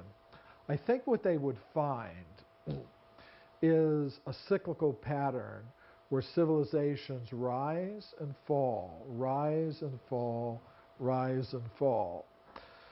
This is what the ancient Greek philosophers said, like Plato and Aristotle. They said the civilizations, human civilizations, have risen and fallen many times in the history of the earth. A lot of the great wisdom traditions, they have cyclical patterns of time. It's not that it's just a progression where everything is going up, up, up, up, up. There are cycles where things go up, things go down. So I think what I would predict would be that if a new generation of researchers went out and used what I've done as a foundation, you could start trying to answer these questions in a more systematic way by doing the research that's necessary to do it. What I've done is I've just gone through the research results that are already there and shown that humans have been present for these vast periods of time. And another thing we have to consider is what I was talking about earlier in response to your question, is that a lot of things don't necessarily preserve. For example, why is the gold chain preserved? Gold doesn't oxidize. That's why we consider gold to be valuable. It's one of the reasons why we consider gold to be valuable. It doesn't oxidize. Like iron will oxidize. That means it'll decay. It's one reason why we consider gold to be valuable. And maybe that's one reason why from some ancient times we have gold artifacts, but maybe not computers or jet airplanes or UFOs, because they're made of things that don't preserve very well over those vast periods of time. But another thing to consider is there are two kinds of evidence for what went on in the past. One is the kind of evidence that we can find in the layers of the ground. The other kind of evidence is what the ancient people left to us in their historical records. For example, the ancient Sanskrit writings of India tell of spaceships, they're called vimanas, that existed millions of years ago, in which people would travel from planet to planet. And not only from planet to planet, but interdimensionally, from dimension to dimension in the cosmos. And these ancient Sanskrit writings also speak of weapons that resemble modern nuclear weapons. The American atomic bomb program was headed by a physicist named Robert Oppenheimer, who was also a student of the ancient Sanskrit writings of India. And when he saw the first atomic bomb go off at Alamogordo, the first atomic weapon go off, it had a light, just like millions of suns. And there's a description like that in some of the ancient Sanskrit writings. It speaks of a weapon that when it went off had a light as brilliant as millions of suns. So he quoted that. When he saw the atomic bomb first go off, he quoted something from the ancient Sanskrit writings. This weapon is called a Brahmastra. These ancient Sanskrit writings explain how to calculate time from the movement of atoms. I mean, we've just had that recently. Now you can buy atomic clocks, that calculate time according to the movement of atoms. These things were known thousands of years ago by these civilizations. So, and it's also true in the accounts of other civilizations. They describe things that appear to be very mystical and mythological even, but may be signs of advanced technologies of civilizations that rose to a certain level and then maybe went through a downturn, and then we see that life is like this. The economy goes up and down, political fortunes go up and down, everything goes up and down. I think history also does that. Radio waves do it. Yeah, no, I mean, it's a serious point that a lot of scientists notice in everything. There are periodicities, there are cycles. So I would say that if we had a new generation of researchers with minds open to these possibilities of a very long human presence on Earth, if they were to go out and start doing more research to find out the exact levels of culture, they would see a pattern like that. Thank you. Very nice question. Yes. What would you say would be the most extreme form of censorship that you encountered, and was there ever a time when you were like, okay, like your life being threatened, or you're like, okay, forget this, I'm going to stop researching this controversial stuff? Because that's what happens to a lot of people that start getting into stuff that people don't want you to talk about. Yeah. Number one account. Yes. These days. Can you rephrase it? Okay. Question is, have I ever felt personally threatened in my research in such a way that would make me want to give it up? And the answer is no. I mean, question is what is the most extreme type of opposition that I've encountered?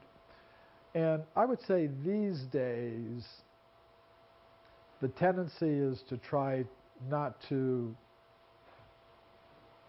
literally kill somebody, but to marginalize the person, make their ideas marginal. And I can find examples of that. I gave examples in some of my talks, in some of my answers to other questions about how sometimes people have tried to stop my lectures, or they've tried to prevent me from speaking, but I'm not inviting these things, of course, but I haven't had any death threats, for example. Nobody has physically attacked me. I think such things do happen, but the way things go in this current age, I think the attempt is more to marginalize a person with different ideas and make them seem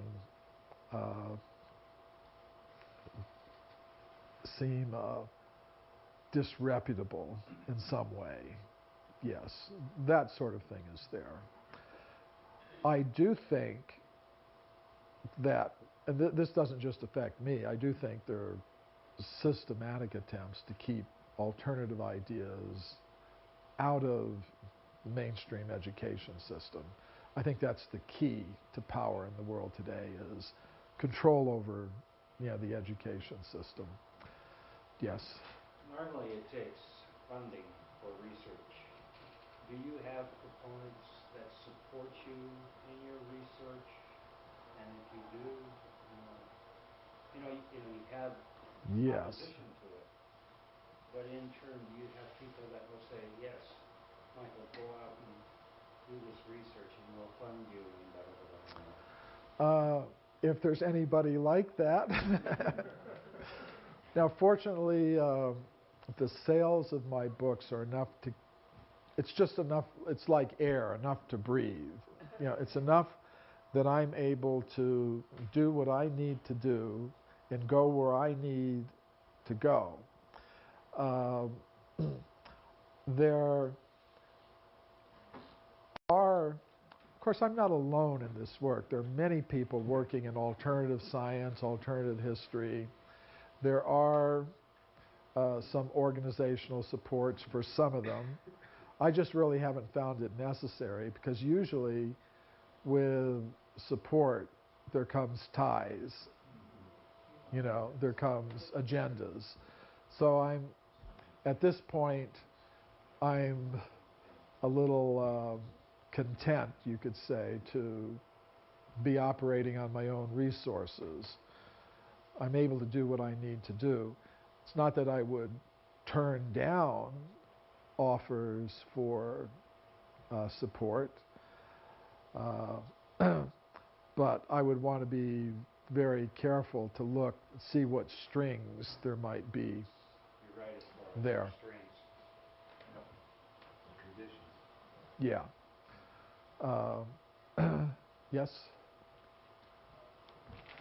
Okay, I can see there's a lot of scientists that have a lot of problems, like, let's say, believing in these old artifacts that they're so old. How do they feel about these ancient cities, ancient walls that's been built in ways that only now with our modern technology we can actually build a wall exactly like that. And in those days they weren't supposed to be able to do that. Mm-hmm. Well, there are an alternative. Okay, the question is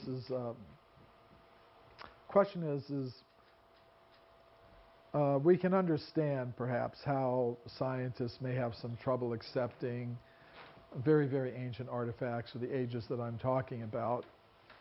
But how do they feel about things like maybe the walls in Peru and things like that, where you have huge masses of stone that appear to be perfectly matched to each other. In alternative history, there's some kind of division of labor. There's some people who look at that. Those things are within the limits of a human presence. They're considered to be a few thousand years old. And I've been particularly concerning myself with archaeological evidence showing that humans have existed more than 100,000 or 200,000 years. That's my specialty. And that's what I've focused on. It doesn't mean I'm not interested in these other things, and it doesn't mean that I don't know anything about them or have any ideas about them. But I haven't necessarily thought them through in complete detail that I could give you a really authoritative answer about that. But yes, there are many things, many mysteries in the world, archaeological mysteries, within the past few thousand years even. I mean, nobody's really come up with a really good explanation of how they've built the pyramids. There are lots of different theories, but I don't think there's one that's completely won over everybody. There are these massive megalithic structures that you're talking about, where you have huge blocks of stone weighing tens of thousands of tons that have been put into very big structures, and as you say, they match. You can't even put a razor blade in between the joints. And I haven't seen any really good explanation of that either. I don't think that scientists today, I haven't even seen attempts by skeptics how to explain that. I'm not really familiar with them. Huh? Yeah. Yeah. Yeah, they don't even want to talk about it, like it's an issue. So that's another way to deal with something, just be silent about it and don't even talk about it. That's another way. But yeah, I've seen places like that. Once I was invited to I spoke at a history of science conference in Beijing, and I saw some palaces there where they have walls built around them, similar walls with just huge blocks of stone. I just couldn't even conceive. And they say, they know where these stones come from. They come from miles and miles and miles away. And you just wonder how they moved them, how they got them, how they put them all together. When you get into the alternative theories, I mean, some of them involve sound vibration that kind of softens the stones and so that they fit together very nicely, or use of mystic powers to lift stones. It's a whole interesting area. As I said, it's not my specialty. I'm interested in it, but I wouldn't necessarily know any more than you would about it, except that I'm interested in these things. So maybe you'll have a speaker here sometime that can directly address those questions. We've done the Coral Castle. They've been on the air quite a bit. Uh-huh. But I had a quick question, Michael. There's always this talk about an apocalyptic ending to our race or our planet, and a lot of those theories involve polar shifts. Yet, I've read your books. You sent them to me a long, long time ago, and there's documentation already based on iron ore of previous shifts that have happened in the magnetic field. Yeah, it's a method of dating. Dating, yeah. That's a dating method, yes. Yeah. I didn't know if that had come up because a lot of people are reading all this. There's 90% of the internet is rumor nowadays. Maybe it always was, but it's heavily inundated with just rumor and fear-mongering. And a lot of people are thinking that this magnetic shifting is this new thing that's never happened that's about to come around and wipe everybody out. Yet it's happened several times in the past. I don't remember the exact number from your book. It seems like 12 sticks in my head, or was... Well, in the recent times, I mean, okay. Just the magnetic shifts and the ore. Well, there's a lot of talk these days about a coming shift in the magnetic poles. And the question is has this happened before? And yes, it has, and there's scientific record of it in the layers of the Earth, because different minerals, if you examine them very closely, if you examine their magnetic properties, the magnetic crystals are lined up in different ways that reflect that. And actually, it's a dating method that, if you can detect a magnetic reversal and looking at the magnetic properties of different layers of, it's usually volcanic rocks that are considered to have this property, or igneous rocks. You can detect at different times the shifts, and that allows you to date strata, by seeing when the shift was. So it's one of the accepted forms of dating in geology and archaeology. And it happens periodically, but I don't think there's an exact period. I discuss, that paleomagnetic kind of dating in the book here. I don't know if I can find the exact section, but they do have a standard chart, showing, when the different reversals of the magnetic poles happened.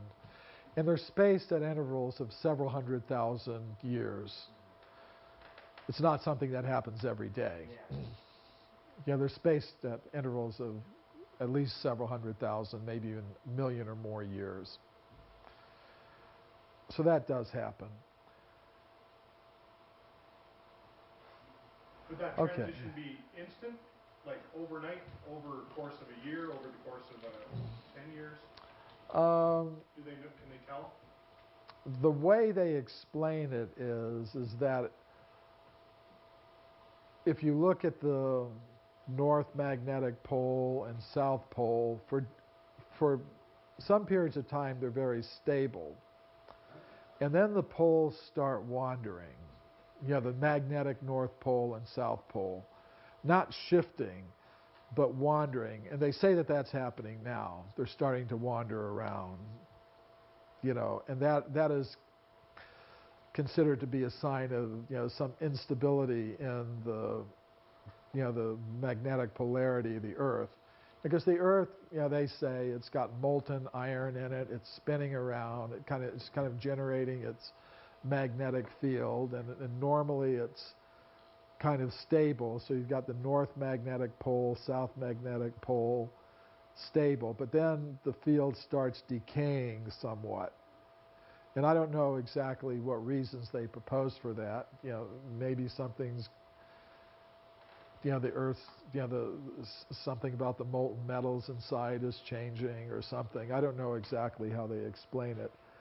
But one of the symptoms of a change is when the magnetic poles start sort of shifting around and wandering. And they say that's happening now.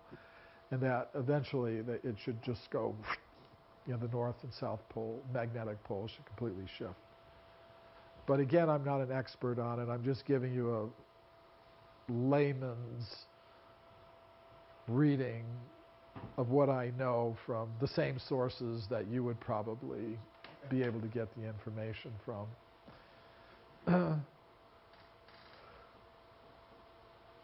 Okay, so.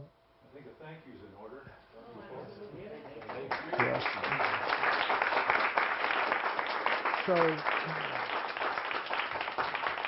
I do want to thank all of you for taking the time to hear, and I'll stay here for a little bit longer. If anybody has a book they want signed or anything like that, I'll be over there.